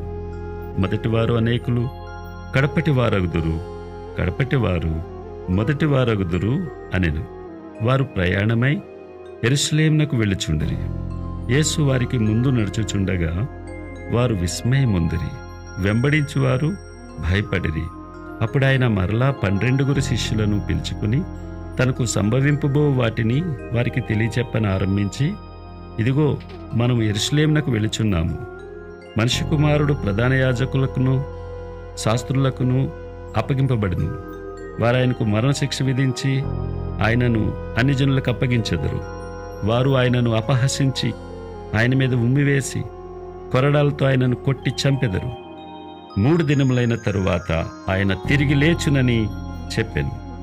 జెబెదయి కుమారులైన యాకోబును యోహానును ఆయన యొద్దకు వచ్చి, బోధకుడా, మేము అడుగునదల్లా నీవు మాకు చేయగూర్చున్నామని చెప్పగా ఆయన, నేను మీకేమి చేయగోర్చున్నారని వారిని అడిగాను. వారు, నీ మహిమయందు నీ కుడివైపున ఒకడును నీ ఎడం వైపున ఒకడును కూర్చుండునట్లు మాకు దయచేయమని చెప్పారు. యేసు, మీరేమి అడుగుచున్నారో మీకు తెలియదు. నేను త్రాగుచున్న గిన్నెలోనిది త్రాగుటి అయినను నేను పొందుచున్న బాప్తిస్మము పొందుటి అయినను మీ చేత అగునా అని వారిని అడుగగా వారు, మా చేత అగుననిరి. అప్పుడు యేసు, నేను త్రాగుచున్న గిన్నెలోనిది మీరు త్రాగెదరు, నేను పొందుచున్న బాప్తిస్మము మీరు పొందెదరు గాని నా కుడివైపునను ఎడవైపునను కూర్చుండనిచ్చుట నా వశములో లేదు. అది ఎవరికి సిద్ధపరచబడినో వారికే దొరుకునని వారితో చెప్పాను. తక్కిన 10 మంది శిష్యులు ఆ మాట విని యాకోబు యోహానుల మీద కోపపడసాగిరి. యేసు వారిని తన యొద్దకు పిలిచి వారితో ఇట్లనెను, అన్ని జనులలో అధికారులని ఎంచబడిన వారు వారి మీద ప్రభుత్వం చేయుదురు. వారిలో గొప్పవారు వారి మీద అధికారము చేయుదురని మీకు తెలియను. మీలో అలాగుండకూడదు. మీలో ఎవడైనను గొప్పవాడై ఉండగోరిన ఎడల వాడు మీకు పరిచారము చేయువాడై ఉండవలెను. మీలో ఎవడైనను ప్రముఖుడై ఉండగోరిన ఎడల వాడందరికీ దాసుడై ఉండవలెను. మనిషి కుమారుడు పరిచారము చేయించుకున్నటకు రాలేదు గాని పరిచారము చేయుటకును అనేకులకు ప్రతిగా విమోచన క్రయధనముగా తన ప్రాణమిచ్చుటకును వచ్చిననెను. వారు యెరికో పట్టణమునకు వచ్చిరి. ఆయన తన శిష్యులతోనూ బహుజన సమూహముతోనూ యెరికో నుండి బయలుదేరి వచ్చుచుండగా తీమై కుమారుడగు బర్తిమయి అను కురుటి భిక్షకుడు త్రోవ పక్కన కూర్చుండెను. ఈయన నజరేయుడైన యేసు అని వాడు విని, దావీదు కుమారుడా యేసు, నన్ను కరుణింపుమని కేకలు వేయి మొదలుపెట్టెను. ఊరకుండుమని అనేకులు వానిని గద్దించిరి గాని వాడు, దావీదు కుమారుడా, నన్ను కరుణింపుమని మరి ఎక్కువగా కేకలు వేసెను. అప్పుడు యేసు నిలిచి వానిని పిలువుడని చెప్పగా వారు ఆ గుడ్డివానిని పిలిచి, ధైర్యం తెచ్చుకొనుము, ఆయన నిన్ను పిలుచుచున్నాడు, లెమ్మని వానితో చెప్పిరి. అంత అంతటి వాడు బట్టను పారవేసి దిగ్గున లేచి యేసు నొద్దకు వచ్చెను. యేసు, నేను నీకేమి చేయగోరుచున్నావని వాని నడుగగా, ఆ గ్రుడ్డివాడు, బోధకుడా, నాకు దృష్టి కలుగుజేయమని ఆయనతో అనెను. అందుకు యేసు, నీవు వెళ్ళుము, నీ విశ్వాసము నిన్ను స్వస్థపరిచినని చెప్పెను. వెంటనే వాడు త్రోవను ఆయన వెంట చూపు పొంది వెళ్ళెను.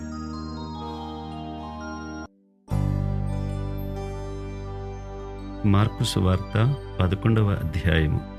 వారు యెరూషలేమునకు సమీపించి ఒలీవల కొండ దగ్గరనున్న బేత్పగే, బేతనియా అను గ్రామములకు వచ్చినప్పుడు ఆయన తన శిష్యులలో 2 చూచి, మీ ఎదుటనున్న గ్రామమునకు వెళ్ళుడి.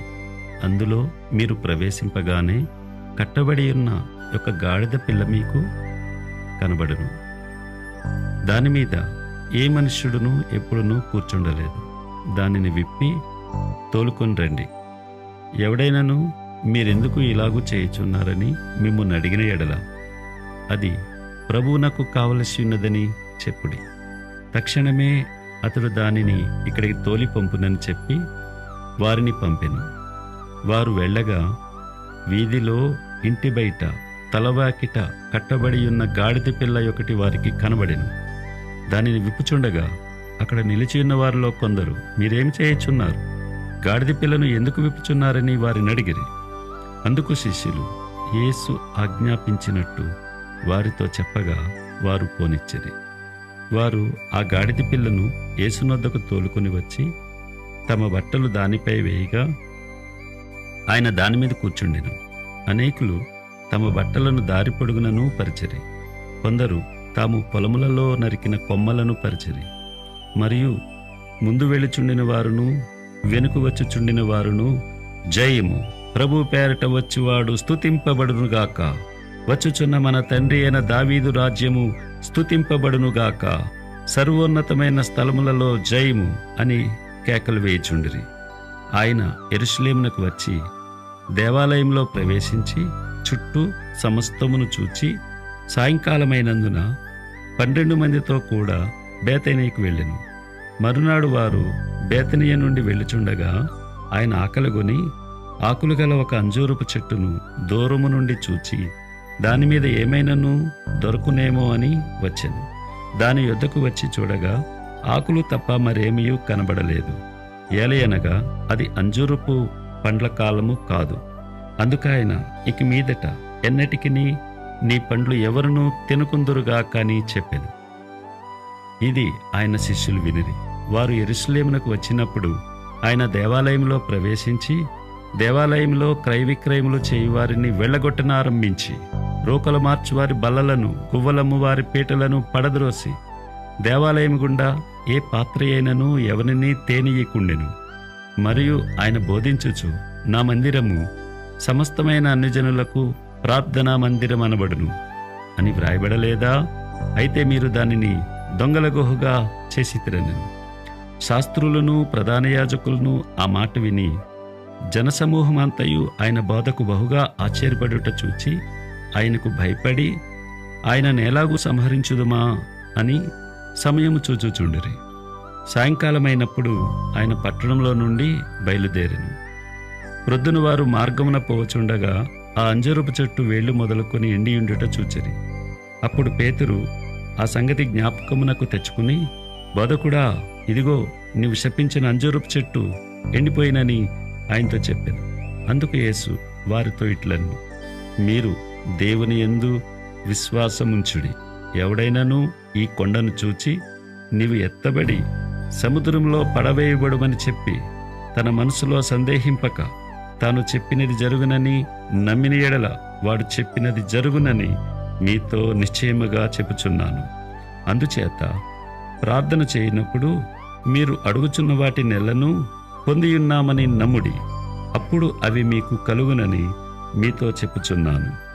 మీకు ఒకని మీద విరోధమేమైనను కలిగియున్నడలా మీరు నిలబడి ప్రార్థన చేయనప్పుడెల్లను వాని క్షమించుడి. అప్పుడు పరలోకమందున్న మీ తండ్రియు మీ పాపములు క్షమించును. వారు యెరూషలేమునకు తిరిగి వచ్చిరి. ఆయన దేవాలయంలో తిరుగుచుండగా ప్రధాన యాజకులను, శాస్త్రులను, పెద్దలను ఆయన యొద్దకు వచ్చి, నీవు ఏ అధికారం వలన ఈ కార్యములు చేయుచున్నావు? వీటిని చేయుటకు ఈ అధికారం నీకెవడిచ్చినని అడిగిరి. అందుకు యేసు, నేనును మిమ్మును ఒక మాట అడిగేదను, నాకుత్తరమియ్యుడి. అప్పుడు నేను ఏ అధికారం వలన వీటిని చేయుచున్నానో అది మీతో చెప్పుదను. యోహాను ఇచ్చిన బాప్తిస్మము పరలోకము నుండి కలిగినదా, మనుషుల నుండి కలిగినదా? నాకు ఉత్తరమీయుడని చెప్పాను. అందుకు వారు, మనము పరలోకము నుండి కలిగినదని చెప్పిన ఎడల ఆయన, అలాగైతే మీరు ఎందుకు అతని నమ్మలేదని అడుగును. మనుష్యుల వలన కలిగినదని చెప్పుదుమా అని తమలో తాము ఆలోచించుకునిరి. గాని అందరూ యోహాను నిజముగా ప్రవక్తయని ఎంచిరి గనుక ప్రజలకు భయపడి ఆ సంగతి మాకు తెలియదని యేసునకు ఉత్తరమిచ్చిరి. అందుకు యేసు, ఏ అధికారం వలన ఈ కార్యములు చేయుచున్నాను అదియు నేను మీతో చెప్పననెను.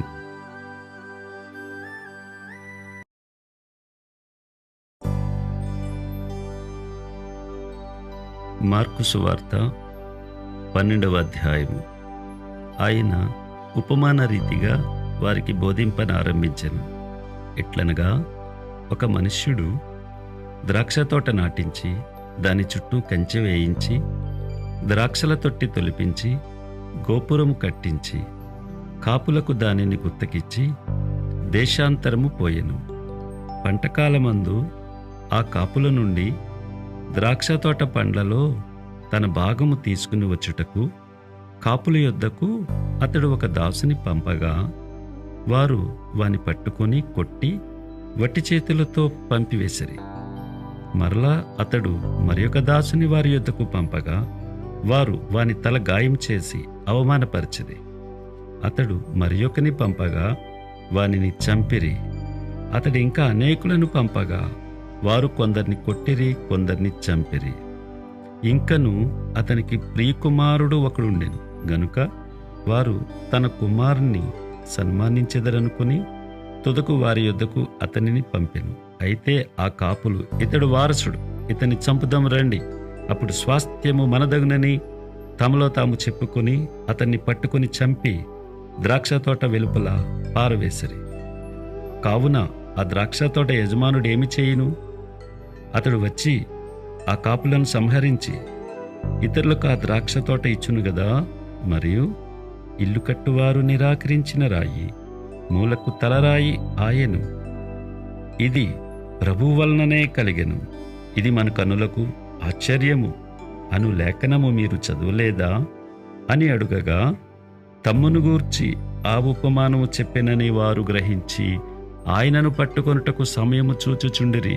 గాని జనసమూహమునకు భయపడి ఆయనను విడిచిపోయిరి. వారు మాటలలో ఆయనను చిక్కుపరచవలనని పరిసయ్యులను హెరోదీయులను కొందరిని ఆయన యొద్దకు పంపిరి. వారు వచ్చి, బోధకుడా, నీవు సత్యవంతుడవు, నీవు ఎవనిని లక్ష్యపెట్టని వాడవని మేమెరుగుదుము. నీవు మోమాటము లేనివాడవై దేవుని మార్గము సత్యముగా బోధించువాడవు. కైసరుకు పన్నిచ్చుట న్యాయమా కాదా? ఇచ్చేదమా ఈకుందమా అని ఆయనను అడిగిరి. ఆయన వారి వేషధారణను ఎరిగి, మీరు నన్ను ఎందుకు శోధించుచున్నారు? ఒక దేనారము నా యొద్దకు తెచ్చి చూపుడని వారితో చెప్పాను. వారు తెచ్చిరి. ఆయన ఈ రూపమును పైవ్రాతయు ఎవరివని వారిని అడుగగా, వారు కైసరువి అనిరి. అందుకు యేసు, కైసరువి కైసరునకును, దేవునివి దేవునికిని చెల్లించుడని వారితో చెప్పగా, వారాయనను గూర్చి బహుగా ఆశ్చర్యపడిరి. పునరుత్థానము లేదని చెప్పి సద్దూకయ్యులు ఆయన యొద్దకు వచ్చి, బోధకుడా, తన భార్య బ్రతికి ఉండగా ఒకడు పిల్లల లేక చనిపోయిన ఎడల వాని సహోదరుడు వాని భార్యను పెండ్లి చేసుకుని తన సహోదరునికి సంతానము కలుగజేయవలనని మోషే మాకు వ్రాసి ఇచ్చెను. 7 సహోదరులుండిరి. మొదటివాడు ఒక స్త్రీని పెండ్లి చేసుకుని సంతానము లేక చనిపోయాను గనుక రెండవవాడు ఆమెను పెండ్లి చేసుకునెను. వాడును సంతానము లేక చనిపోయాను. అటువలనే 3వ వాడును చనిపోయాను. ఇట్లు 7 సంతానము లేకయే చనిపోయిరి. అందరి వెనుక ఆ స్త్రీయు చనిపోయాను. పునరుత్థానమందు వారిలో ఎవనికి ఆమె భార్యగా ఉండును? ఆమె ఆ 7 భార్య అయ్యను గదా అని అడిగిరి. అందుకు యేసు, మీరు లేఖనములను గాని దేవుని శక్తిని గాని ఎరుగకపోవటం వలననే పొరబడుచున్నారు. వారు మృతుల్లో నుండి లేచున్నప్పుడు పెండ్లి చేసుకొనరు, పెండ్లికి ఇయ్యబడరు గాని పరలోకమందున్న దూతల వలె నుందురు. వారు లేచెదరని మృతులను గూర్చిన సంగతి మోషే గ్రంథమందలి పొదను గురించిన భాగములో మీరు చదవలేదా? ఆ భాగములో దేవుడు, నేను అబ్రహాము దేవుడను, ఇస్సాకు దేవుడను, యాకోబు దేవుడునని అతనితో చెప్పాను. ఆయన సజీవుల దేవుడు గాని మృతుల దేవుడు కాడు. కావున మీరు బహుగా పొరబడుచున్నారని వారితో చెప్పాను. శాస్త్రుల్లో ఒకడు వచ్చి వారు తర్కించుట విని ఆయన వారికి బాగుగా ఉత్తరమిచ్చినని గ్రహించి, ఆజ్ఞలన్నిటిలో ప్రధానమైనదేదని ఆయనను అడిగాను. అందుకు యేసు, ప్రధానమైనది ఏదనగా, ఓ ఇశ్రాయేలు వినుము, మన దేవుడైన ప్రభువు, అద్వితీయ ప్రభువు, నీవు నీ పూర్ణ హృదయముతోనూ, నీ పూర్ణ ఆత్మతోనూ, నీ పూర్ణ వివేకముతోనూ, నీ పూర్ణ బలముతోనూ నీ దేవుడైన ప్రభువును ప్రేమింపవలనన్నది ప్రధానమైన ఆజ్ఞ. 2వది, నీవు నిన్నువలే నీ పొరుగువానిని ప్రేమింపవలనన్నది 2వ ఆజ్ఞ. వీటికంటే ముఖ్యమైన ఆజ్ఞ మరేదియూ లేదని అతనితో చెప్పాను. ఆ శాస్త్రి, బోధకుడా, బాగుగా చెప్పితివి. ఆయన అద్వితీయుడనియు ఆయన తప్ప వేరొకడు లేడనియు నీవు చెప్పిన మాట సత్యమే. పూర్ణ హృదయముతోనూ, పూర్ణ వివేకముతోనూ, పూర్ణ బలముతోనూ ఆయనను ప్రేమించుటయు, ఒకడు తన్నువలే తన పొరుగువాని ప్రేమించుటయు సర్వాంగ హోమములన్నిటికంటెను బలుల కంటెను అధికమని ఆయనతో చెప్పాను. అతడు వివేకముగా నుత్తరమిచ్చినని యేసు గ్రహించి, నీవు దేవుని రాజ్యమునకు దూరముగా లేవని అతనితో చెప్పాను. ఆ తరువాత ఎవడనూ ఆయనను ఏ ప్రశ్నయు అడుగ తెగింపలేదు. ఒకప్పుడు యేసు దేవాలయంలో బోధించుచుండగా, క్రీస్తు దావీదు కుమారుడని శాస్త్రులు చెప్పుచున్నారేమి? నేను నీ శత్రువులను నీకు పాదపీఠముగా ఉంచు వరకు నీవు నా కుడివైపున కూర్చుండుమని ప్రభువు నా ప్రభువుతో చెప్పెను అని దావీదే పరిశుద్ధాత్మ వలన చెప్పెను. దావీదు ఆయనను ప్రభు అని చెప్పుచున్నాడే, ఆయన ఎలాగూ అతని కుమారుడగునని అడిగెను. సామాన్య జనులు ఆయన మాటలు సంతోషంతో వినుచుండిరి. మరియు ఆయన వారికి బోధించుచూ నిట్లనెను, శాస్త్రులను గూర్చి జాగ్రత్తపడుడి. వారు నిలువుటంగీలు ధరించుకుని తిరుగుటను, సంత వీధులలో వందనములను, సమాజ మందిరములలో అగ్రపీఠములను, విందులలో అగ్రస్థానములను కోరచు, విధవరాండ్ర ఇండ్లు దిగమునుగుచు మాయావేశముగా దీర్ఘ ప్రార్థనలు చేయుదురు. వీరు మరి విశేషముగా శిక్ష పొందుదురనెను. ఆయన కానుక పెట్టె ఎదుట కూర్చుండి జనసమూహము ఆ కానుక పెట్టెలో డబ్బులు వేయట చూచుచుండెను. ధనవంతులైన వారనేకులు అందులో విశేషముగా సొమ్ము వేయుచుండిరి. ఒక బీద విధవరాలు వచ్చి 2 కాసులు వేయగా ఆయన తన శిష్యులను పిలిచి, కానుక పెట్టెలో డబ్బులు వేసిన వారందరికంటే ఈ బీద విధవరాలు ఎక్కువ వేసినని మీతో నిశ్చయముగా చెప్పుచున్నాను. వారందరూ తమకు కలిగిన సమృద్ధిలో నుండి వేసిరి గాని ఈమె తన లేమిలో తనకు కలిగినదంతయు, అనగా తన జీవనమంతయు వేసినని చెప్పెను. మార్కు సువార్త 13వ అధ్యాయము. ఆయన దేవాలయంలో నుండి వెళ్ళుచుండగా ఆయన శిష్యుల్లో ఒకడు, బోధకుడా, ఈ రాళ్ళెలాంటివో ఈ కట్టడములు ఎలాంటివో చూడుమని ఆయనతో అనెను. అందుకు యేసు, ఈ గొప్ప కట్టడంలో చూచుచున్నావే, రాతి మీద రాయి ఒకటి అయినను ఇక్కడ నిలిచి ఉండకుండా పడద్రోయబడునని అతనితో చెప్పాను. ఆయన దేవాలయం ఎదుట ఒలివుల కొండ మీద కూర్చుని ఉండగా పేతురు, యాకోబు, యోహాను, ఆంద్రేయ అనువారు ఆయనను చూచి, ఇవి ఎప్పుడు జరుగును? ఇవన్నీ నెరవేరబోవు కాలమునకు ఏ గుర్తు కలుగును? అది మాతో చెప్పుమని ఆయనను ఏకాంతమందు అడుగగా యేసు వారితో ఇట్లు చెప్పసాగెను. ఎవడనూ మిమ్మును మోసపుచ్చకుండా చూచుకొనుడి. అనేకులు నా పేరిట వచ్చి నేనే ఆయననని చెప్పి అనేకులను మోసపుచ్చెదరు. మీరు యుద్ధములను గూర్చియు యుద్ధ సమాచారములను గూర్చియు వినున్నప్పుడు కలవరపడకుడి. ఇవి జరగవలసి ఉన్నవి గాని అంతము వెంటనే రాదు. జన్మ మీదకి జన్మను, రాజ్యం మీదకి రాజ్యమును లేచును. అక్కడక్కడ భూకంపములు కలుగును, కరువులు వచ్చును. ఇవే వేదనలకు ప్రారంభము. మిమ్మను గూర్చి మీరే జాగ్రత్త పడుడి. వారు మిమ్మును సభలకు అప్పగించెదరు, మిమ్మును సమాజ మందిరములలో కొట్టించెదరు. మీరు వారికి సాక్షార్థమై అధిపతుల ఎదుటను రాజుల ఎదుటను నా నిమిత్తము నిలవబడెదరు. సకల జనములకు సువార్త ముందుగా ప్రకటింపబడవలెను.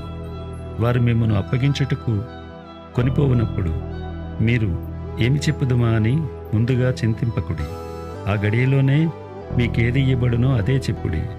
చెప్పువాడు పరిశుద్ధాత్మయే గాని మీరు కారు. సహోదరుడు సహోదరుని, తండ్రి కుమారుని మరణమునకు అప్పగింతురు. కుమారులు తల్లిదండ్రుల మీద లేచి వారిని చంపింతురు. నా నామం నిమిత్తము అందరి చేత మీరు ద్వేషింపబడుదురు. అంతం వరకు సహించిన వాడే రక్షణ పొందును. మరియు నాశనకరమైన హేయ వస్తువు నిలువరాని స్థలమందు నిలుచుట మీరు చూచున్నప్పుడు చదువువాడు గ్రహించుగాక, యూదయలో ఉండువారు కొండలకు పారిపోవలెను. మిద్దె మీద ఉండువాడు ఇంటిలో నుండి ఏదైనాను తీసుకుని పోవుటికై దిగి అందులో ప్రవేశింపకూడదు. పొలంలో ఉండువాడు తన వస్త్రం తీసుకుని పోవుటకు ఇంటిలోనికి తిరిగి రాకూడదు. అయ్యో, ఆ దినములలో గర్భిణులకును పాలిచ్చు వారికిని శ్రమ. అది చలికాలమందు సంభవింపకుండవలనని ప్రార్థించుడి. అవి శ్రమగల దినములు. దేవుడు సృజించిన సృష్టి ఆది నుండి ఇదివరకు అంత శ్రమ కలుగలేదు, ఇక ఎన్నడూను కలగబోదు. ప్రభువు ఆ దినములను తక్కువ చేయని ఎడల ఏ శరీరయు తప్పించుకొనకపోవును. ఏర్పరచబడిన వారి నిమిత్తము, అనగా తాను ఏర్పరచుకునిన వారి నిమిత్తము ఆయన ఆ దినములను తక్కువ చేశాను. కాగా ఇదిగో క్రీస్తు ఇక్కడనున్నాడు, అదిగో అక్కడనున్నాడు అని ఎవడైనను మీతో చెప్పిన ఎడల నమ్మకుడి. ఆ కాలమందు అబద్ధపు క్రీస్తులను అబద్ధపు ప్రవక్తులను వచ్చి సాధ్యమైన ఎడల ఏర్పరచబడిన వారిని మోసపుచ్చుటికై సూచక క్రియలను మహత్కార్యములను అగపరిచెదరు. మీరు జాగ్రత్తగా ఉండుడి. ఇదిగో సమస్తమును మీతో ముందుగా చెప్పియున్నాను. ఆ దినములలో ఆ శ్రమ తీరిన తరువాత చీకటి సూర్యుని కమ్మును, చంద్రుడు తన కాంతిని ఇయ్యడు, ఆకాశము నుండి నక్షత్రములు రాలును, ఆకాశమందరి శక్తులు కదిలింపబడును. అప్పుడు మనిషి కుమారుడు మహాప్రభావంతోనూ మహిమతోనూ మేఘారూఢుడై వచ్చుట చూచెదరు. అప్పుడాయన తన దూతలను పంపి భూమి అంత మొదలుకొని ఆకాశాంతం వరకు నలుదిక్కుల నుండి తాను ఏర్పరచుకుని వారిని పోగు చేయించును. అంజూరపు చెట్టును చూచి ఒక ఉపమానము నేర్చుకునుడి. దాని కొమ్మ ఇంకా లేతదై చిగురించినప్పుడు వసంతకాలము సమీపముగా ఉన్నదని మీకు తెలియను. ఆ ప్రకారమే మీరు ఈ సంగతులు జరుగుట చూచినప్పుడు ఆయన సమీపముననే, ద్వారము దగ్గరనే ఉన్నాడని తెలుసుకునుడి. ఇవన్నీ జరుగు వరకు ఈ తరము గతింపదని నిశ్చయముగా మీతో చెప్పుచున్నాను. ఆకాశమును భూమియును గతించును గాని నా మాటలు గతింపవు. ఆ దినమును గూర్చియు ఆ గడియను గూర్చియు తండ్రి తప్ప ఏ మనుష్యుడైనను పరలోకమందలి దూతలైనను కుమారుడైనను ఎరుగరు. జాగ్రత్తపడుడి, మెలకువగా నుండి ప్రార్థన చేయుడి. ఆ కాలం ఎప్పుడు వచ్చునో మీకు తెలియదు.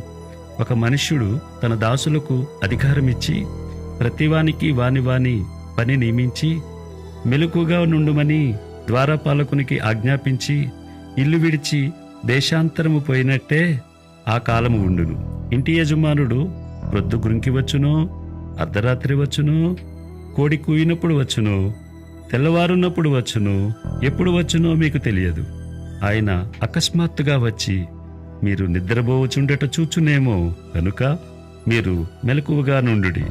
నేను మీతో చెప్పుచున్నది అందరితోనూ చెప్పుచున్నాను, మెలకువగా నుండుడనెను.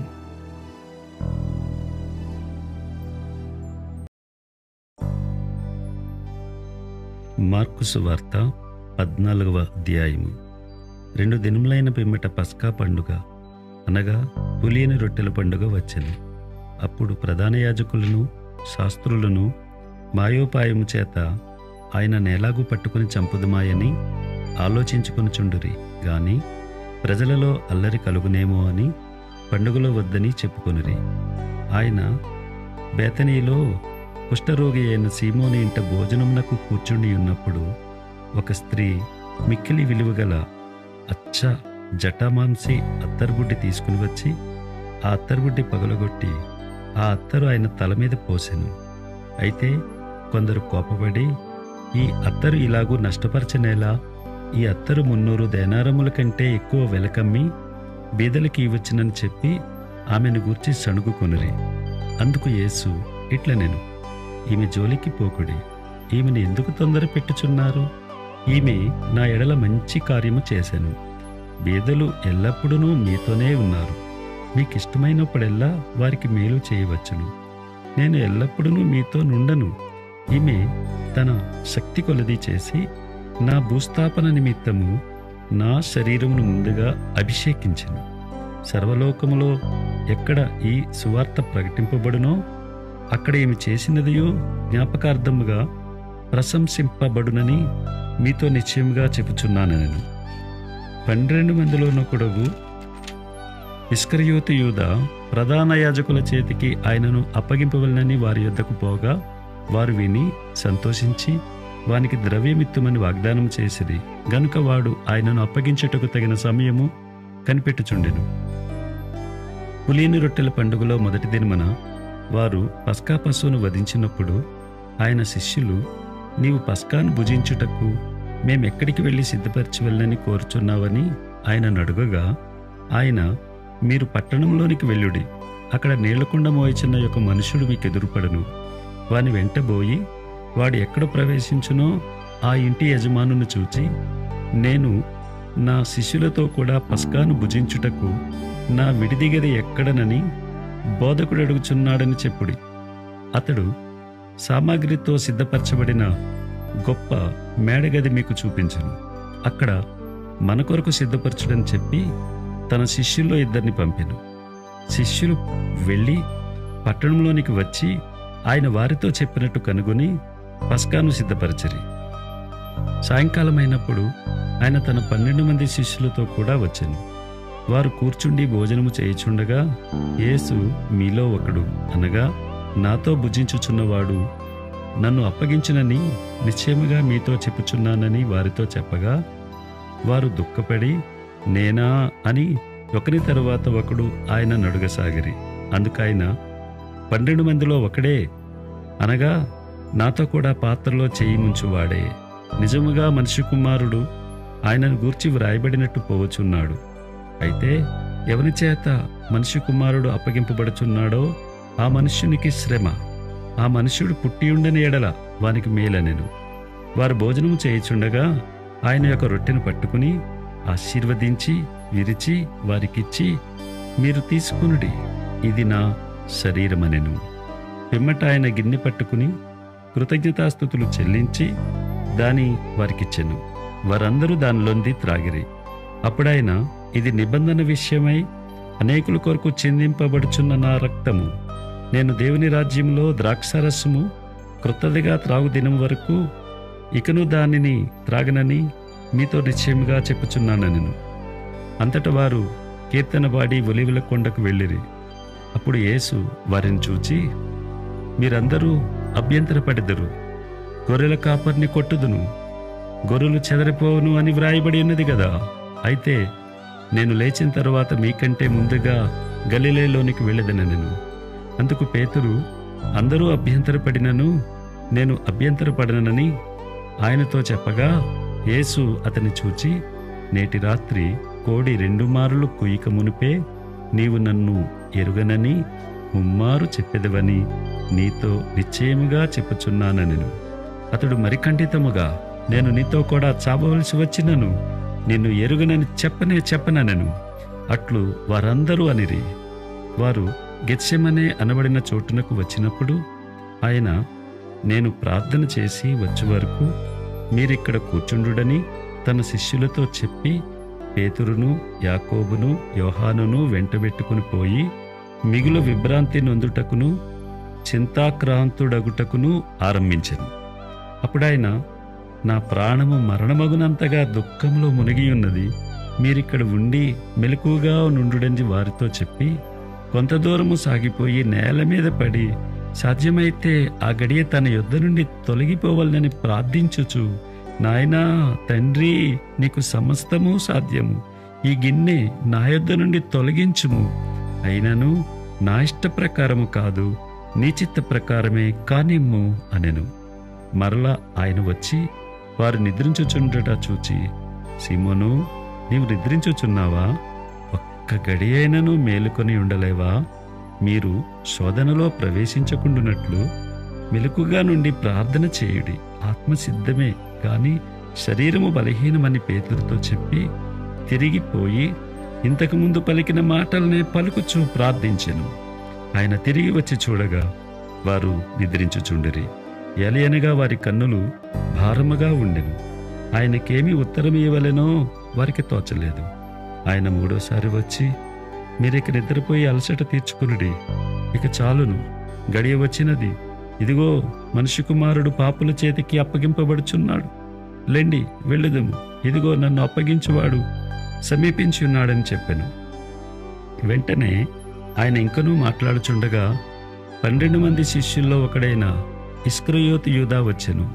వానితో కూడా బహుజనులు కత్తులు గుదియలు పట్టుకుని ప్రధాన యాజకుల యొద్ద నుండి, శాస్త్రుల యొద్ద నుండి, పెద్దల యొద్ద నుండి వచ్చిరి.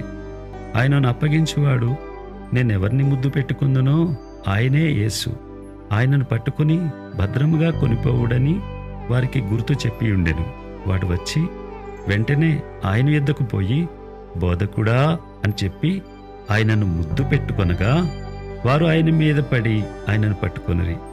దగ్గర నిలిచిన వారిలో ఒకడు కత్తి దూసి ప్రధాన యాజకుని దాసుని కొట్టి వాని చెవి తెగ నరికెను. అందుకు యేసు, మీరు బందిపోటు దొంగ మీదికి వచ్చినట్టు కత్తులతోనూ ఉదయలతోనూ నన్ను పట్టుకొని వచ్చితిరా? నేను ప్రతిదినము దేవాలయంలో మీ యొద్ద ఉండి బోధించుచుండగా మీరు నన్ను పట్టుకొనలేదు. అయితే లేఖనములో నెరవేరునట్లు ఇలాగూ జరుగుచున్నదని చెప్పెను. అప్పుడు వారందరూ ఆయనను విడిచి పారిపోయిరి. తన దిగంబర శరీరం మీద నారబట్ట వేసుకుని ఉన్న ఒక పడుచువాడు ఆయన వెంట వెళుచుండగా వారతన్ని పట్టుకొనిరి. అతడు నారబట్ట విడిచి దిగంబరుడై పారిపోయెను. వారు యేసును ప్రధాన యాజకుని యొద్దకు తీసుకుని పోయిరి. ప్రధాన యాజకులు, పెద్దలు, శాస్త్రులు అందరూ అతనితో కూడా వచ్చిరి. పేతురు ప్రధాన యాజకుని ఇంటి ముంగిటి వరకు దూరము నుండి ఆయన వెంటపోయి బంట్రౌతులతో కూడా కూర్చుండి మంట యొద్ద చలి కాచుకొనుచుండెను. ప్రధాన యాజకులను, మహాసభ వారందరూ యేసుని చంపింపవలనని ఆయన మీద సాక్ష్యము వెదికిరి గాని ఏమీ వారికి దొరకలేదు. అనేకులు ఆయన మీద అబద్ధ సాక్ష్యము పలికినను వారి సాక్ష్యములు ఒకదానికొకటి సరిపడలేదు. అప్పుడు కొందరు లేచి, చేతి పని అయిన ఈ దేవాలయమును పడగొట్టి 3 దినములలో చేతి పని కాని మరి ఒక దేవాలయమును నేను కట్టుదనని వీడు చెప్పుచుండగా వింటిమని ఆయన మీద అబద్ధ సాక్ష్యం చెప్పిరి గాని అలాగైనను వీరి సాక్ష్యమును సరిపడలేదు. ప్రధాన యాజకుడు వారి మధ్యను లేచి నిలిచి, ఉత్తరమేమియు చెప్పవా? వీరు నీ మీద పలుకుచున్న సాక్ష్యమేమని యేసును అడిగాను. అయితే ఆయన ఉత్తరమేమియు చెప్పక ఊరకుండెను. తిరిగి ప్రధాన యాజకుడు, పరమాత్ముని కుమారుడవైన క్రీస్తు నీవేనా అని ఆయన అడుగగా యేసు, అవును నేనే. మీరు మనిషి కుమారుడు సర్వశక్తిమంతుని కుడిపార్శ్వమున కూర్చుండుటయు ఆకాశ మేఘారూఢుడై వచ్చుటయు చూచెదరని చెప్పెను. ప్రధాన యాజకుడు తన వస్త్రములు చింపుకొని, మనకు ఇక సాక్షులతో పని ఏమి? ఈ దేవదోషణ మీరు విన్నారు కారా? మీకేమి తోచుచున్నదని అడుగగా వారందరూ మరణమునకు పాత్రుడని ఆయన మీద నేరస్థాపన చేసిరి.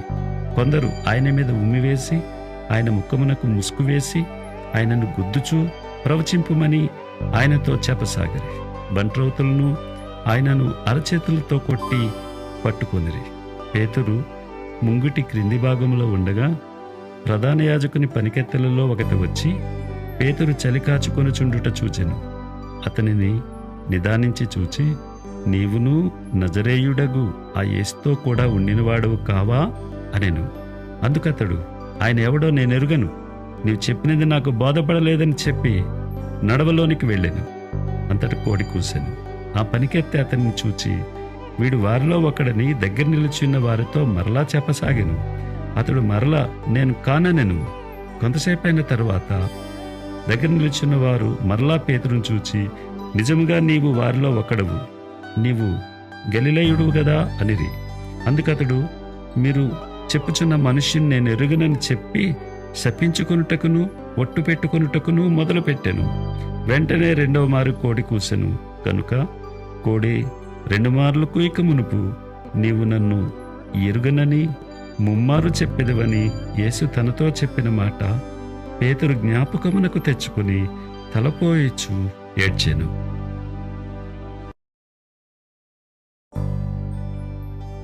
మార్కు సువార్త 15వ అధ్యాయం. ఉదయం కాగానే ప్రధాన యాజకులను, పెద్దలను, శాస్త్రులను, మహాసభ వారందరూ కలిసి ఆలోచన చేసి యేసును బంధించి తీసుకుని పోయి పిలాతునకు అప్పగించిరి. పిలాతు, యూదుల రాజువు నీవేనా అని ఆయనను అడుగగా, ఆయన నీవన్నట్టే అని అతనితో చెప్పెను. ప్రధాన యాజకులు ఆయన మీద అనేకమైన నేరములు మోపగా పిలాతు ఆయనను చూచి మరలా, నీవు ఉత్తరమేమీ చెప్పవా? నీ మీద వీరు ఎన్నెన్ని నేరములు మోపుచున్నారో చూడుమనెను. అయినను యేసు మరి ఏ ఉత్తరము చెప్పలేదు గనుక పిలాతు ఆశ్చర్యపడెను. ఆ పండగలో వారు కోరికనున్న యొక్క ఖైదీని పిలాతు విడిపించువాడు. అధికారులను ఎదిరించి కలహములో నరహత్య చేసిన వారితో కూడా బంధింపబడి ఉండిన బర్బా అను ఒకడుండెను. జనులు గుంపుగా కూడివచ్చి అతడు అది వరకు తమకు చేయిచూ వచ్చిన ప్రకారము చేయవలనని అడుగగా, ప్రధాన యాజకులు అసూయ చేత యేసును అప్పగించిరని పిలాతు తెలుసుకుని, నేను యూదుల రాజును మీకు విడుదల చేయగోరుచున్నారా అని అడిగాను.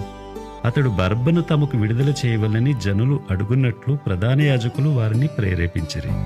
అందుకు పిలాతు, అలాగైతే యూదుల రాజని మీరు చెప్పువానిని నేనేమి చేయదునని మరలా వారిని అడిగాను. వారు వానిని సిలువ వేయమని మరలా కేకలు వేసిరి.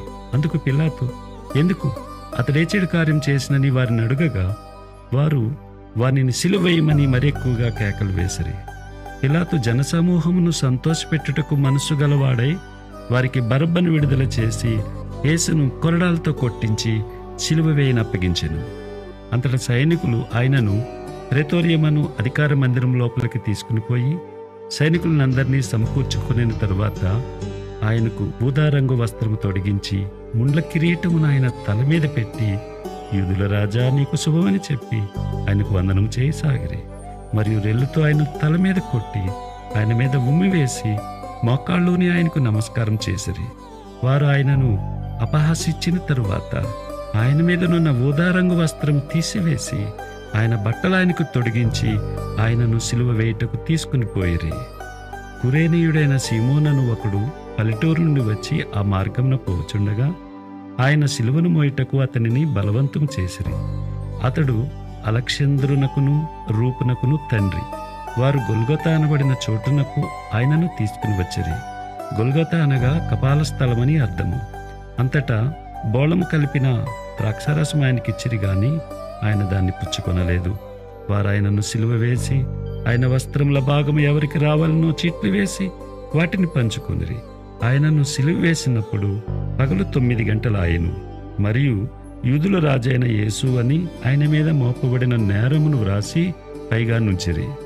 మరియు కుడివైపున ఒకనిని, ఎడం వైపున ఒకనిని, 2 బందిపోటు దొంగలను ఆయనతో కూడా సిలువ వేసిరి. అప్పుడు ఆ మార్గమున వెళుచున్న వారు తమ తలలు చుచ్చు, ఆహా, దేవాలయమును పడగొట్టి 3 దినములలో కట్టువాడా, సిలువ మీద నుండి దిగి నిన్ను నీవే రక్షించుకునిమని చెప్పి ఆయనను దూషించిరి. అట్లు శాస్త్రులను ప్రధాన యాజకులను అపహాస్యం చేయొచ్చు వీడితరులను రక్షించెను, తను తాను రక్షించుకొనలేడు. ఇశ్రాయేలు రాజుకు క్రీస్తు ఇప్పుడు సిలువ మీద నుండి దిగి రావచ్చును, అప్పుడు మనం చూచి నమ్మదమని ఒకరితో ఒకరు చెప్పుకొనిరి. ఆయనతో కూడా సిలువ వేయబడిన వారును ఆయనను నిందించిరి. మధ్యాహ్నం మొదలుకొని 3 గంటల వరకు ఆ దేశమంతటను చీకటి కమ్మెను. 3 గంటలకు యేసు ఏలోయి ఏలోయి లామా సబక్తాని అని బిగ్గరగా కేకవేశను. ఆ మాటలకు నా దేవా నన్నెందుకు చేయి విడిచితివని అర్థము. దగ్గర నిలిచిన వారిలో కొందరు ఆ మాటలు విని, అదిగో ఏలియాను పిలుచుచున్నాడనిరి. ఒకడు పరిగెత్తిపోయి ఒక స్పంజి చిరకాలో ముంచి రెల్లును తగిలించి ఆయనకు త్రాగనిచ్చి, తాళుడి, ఏలియా విని దింపవచ్చునేమో చూతమనెను. అంతటి యేసు గొప్ప కేక వేసి ప్రాణము విడిచెను. అప్పుడు దేవాలయపు తెర పైనుండి క్రింది వరకు 2గా చినిగను. ఆయనకెదురుగా నిలిచి ఉన్న శతాధిపతి ఆయన ఇలాగూ ప్రాణం విడిచడు చూచి, నిజముగా ఈ మనుష్యుడు దేవుని కుమారుడే అని చెప్పాను. కొందరు స్త్రీలు దూరం నుండి చూచుచుండిరి. వారిలో మగ్దలేనే మరియయు, చిన్న యాకోబు, యోసే అను వారి తల్లి అయిన మరియయు, సలోమేయు ఉండిరి. ఆయన గలిలయలో ఉన్నప్పుడు వీరు ఆయనను వెంబడించి ఆయనకు పరిచారము చేసిన వారు. వీరు కాక ఆయనతో యెరూషలేమునకు వచ్చిన ఇతర స్త్రీలు అనేకులను వారిలో ఉండిరి. ఆ దినము సిద్ధపరచు దినము, అనగా విశ్రాంతి దినమునకు పూర్వదినము గనుక సాయంకాలమైనప్పుడు అరిమతయియ యోసేపు తెగించి పిలాతు వద్దకు వెళ్ళి యేసుదేహము తనకిమ్మని అడిగెను. అతడు ఘనత వహించిన యొక్క సభ్యుడై దేవుని రాజ్యం కొరకు ఎదురు చూచువాడు. పిలాతు ఆయన ఇంతలోనే చనిపోయినా అని ఆశ్చర్యపడి ఒక శతాధిపతిని తన యొద్దకు పిలిపించి, ఆయన ఇంతలోనే చనిపోయినా అని అతన్ని అడిగాను. శతాధిపతి వలన సంగతి తెలుసుకుని యోసేపునకు ఆ శవను అప్పగించెను.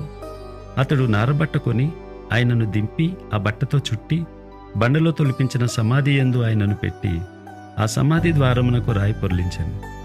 మగ్దలేనే మరియయు, యోసే తల్లి అయిన మరియయు ఆయన ఉంచబడిన చోటు చూచిరి. మార్కు సువార్త 16వ అధ్యాయం. విశ్రాంతి దినము గడిచిపోగానే మగ్దలేనే మరియయు, యాకోబు తల్లి అయిన మరియయు, సలోమేయు వచ్చి ఆయనకు పుయ్యివెళ్ళని సుగంధ ద్రవ్యములు కొనిరి. వారు ఆదివారమున పెందలకడ లేచి బయలుదేరి సూర్యోదయమైనప్పుడు సమాధి యుద్ధకు వచ్చుచుండగా, సమాధి ద్వారము నుండి మన కొరకు ఆ రాయి ఎవడు పొర్లించునని ఒకరితో ఒకరు చెప్పుకొని చుండిరి. వారు వచ్చి కన్నులెత్తి చూడగా రాయి పొర్లింపబడి ఉండేట చూచిరి. ఆ రాయి ఎంతో పెద్దది. అప్పుడు వారు సమాధిలో ప్రవేశించి తెల్లని నిలుటంగి ధరించుకుని ఉన్న ఒక పడుచువాడు కుడివైపున కూర్చుండేట చూచి మిగులు కలవరపడిరి. అందుకతడు, కలవరపడకుడి, సిలువ వేయబడిన నజరేయుడగు యేసును మీరు వెతుకుచున్నారు. ఆయన లేచి ఉన్నాడు, ఇక్కడ లేడు. వారు ఆయనను ఉంచిన స్థలము చూడుడి. మీరు వెళ్ళి ఆయన మీకంటే ముందుగా గలిలయలోనికి వెళుచున్నాడనియు, ఆయన మీతో చెప్పినట్టు అక్కడ మీరు ఆయనను చూతురనియు ఆయన శిష్యులతోనూ పేతురుతోనూ చెప్పుడనెను. వారు బయటికి వచ్చి విస్మయము నొంది వణుకుచు సమాధి యొద్ద నుండి పారిపోయిరి. వారు భయపడినందున ఎవరితో ఏమీ చెప్పలేదు. ఆదివారము తెల్లవారినప్పుడు యేసు లేచి తాను 7 దయ్యములను వెళ్ళగొట్టిన మగ్దలేనే మరియకు మొదట కనబడెను. ఆయనతో ఉండిన వారు దుఃఖపడి ఏడ్చుచుండగా ఆమె వెళ్ళి ఆ సంగతి వారికి తెలియజేసెను. కాని ఆయన బ్రతికున్నాడనియు ఆమెకు కనబడిననియు వారు విని నమ్మకపోయిరి. ఆ తరువాత వారిలో 2 ఒక పల్లెటూరికి నడిచిపోవచుండగా ఆయన మారురూపం గలవాడై వారికి ప్రత్యక్షమాయెను. వారు వెళ్ళి తక్కిన వారికి ఆ సంగతి తెలియజేసిరి గాని వారు వీరి మాటనైనను నమ్మకపోయిరి. పిమ్మట 11 మంది శిష్యులు భోజనమున కూర్చున్నప్పుడు ఆయన వారికి ప్రత్యక్షమై తాను లేచిన తర్వాత తన్ను చూచిన వారి మాట నమ్మనందున వారి అపనమ్మిక నిమిత్తమును హృదయ కాఠిన్యము నిమిత్తమును వారిని గద్దించెను. మరియు మీరు సర్వలోకమునకు వెళ్ళి సర్వసృష్టికి సువార్తను ప్రకటించుడి. నమ్మి బాప్తిస్మం పొందినవాడు రక్షింపబడును, నమ్మని వానికి శిక్ష విధింపబడును. నమ్మిన వారి వలన ఈ సూచక క్రియలు కనబడును.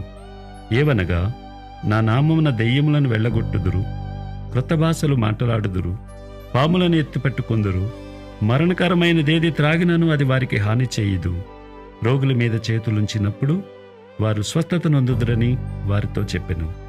ఇలాగు ప్రభువైన యేసు వారితో మాట్లాడిన తరువాత పరలోకమునకు చేర్చుకొనబడి దేవుని కుడిపార్శ్వమున ఆసీనుడయ్యెను. వారు బయలుదేరి వాక్యమంతటా ప్రకటించిరి. ప్రభువు వారికి సహకారుడై ఉండి వెనువెంట జరుగుచూ వచ్చిన సూచక్రియల వలన వాక్యమును స్థిరపరచుచుండెను.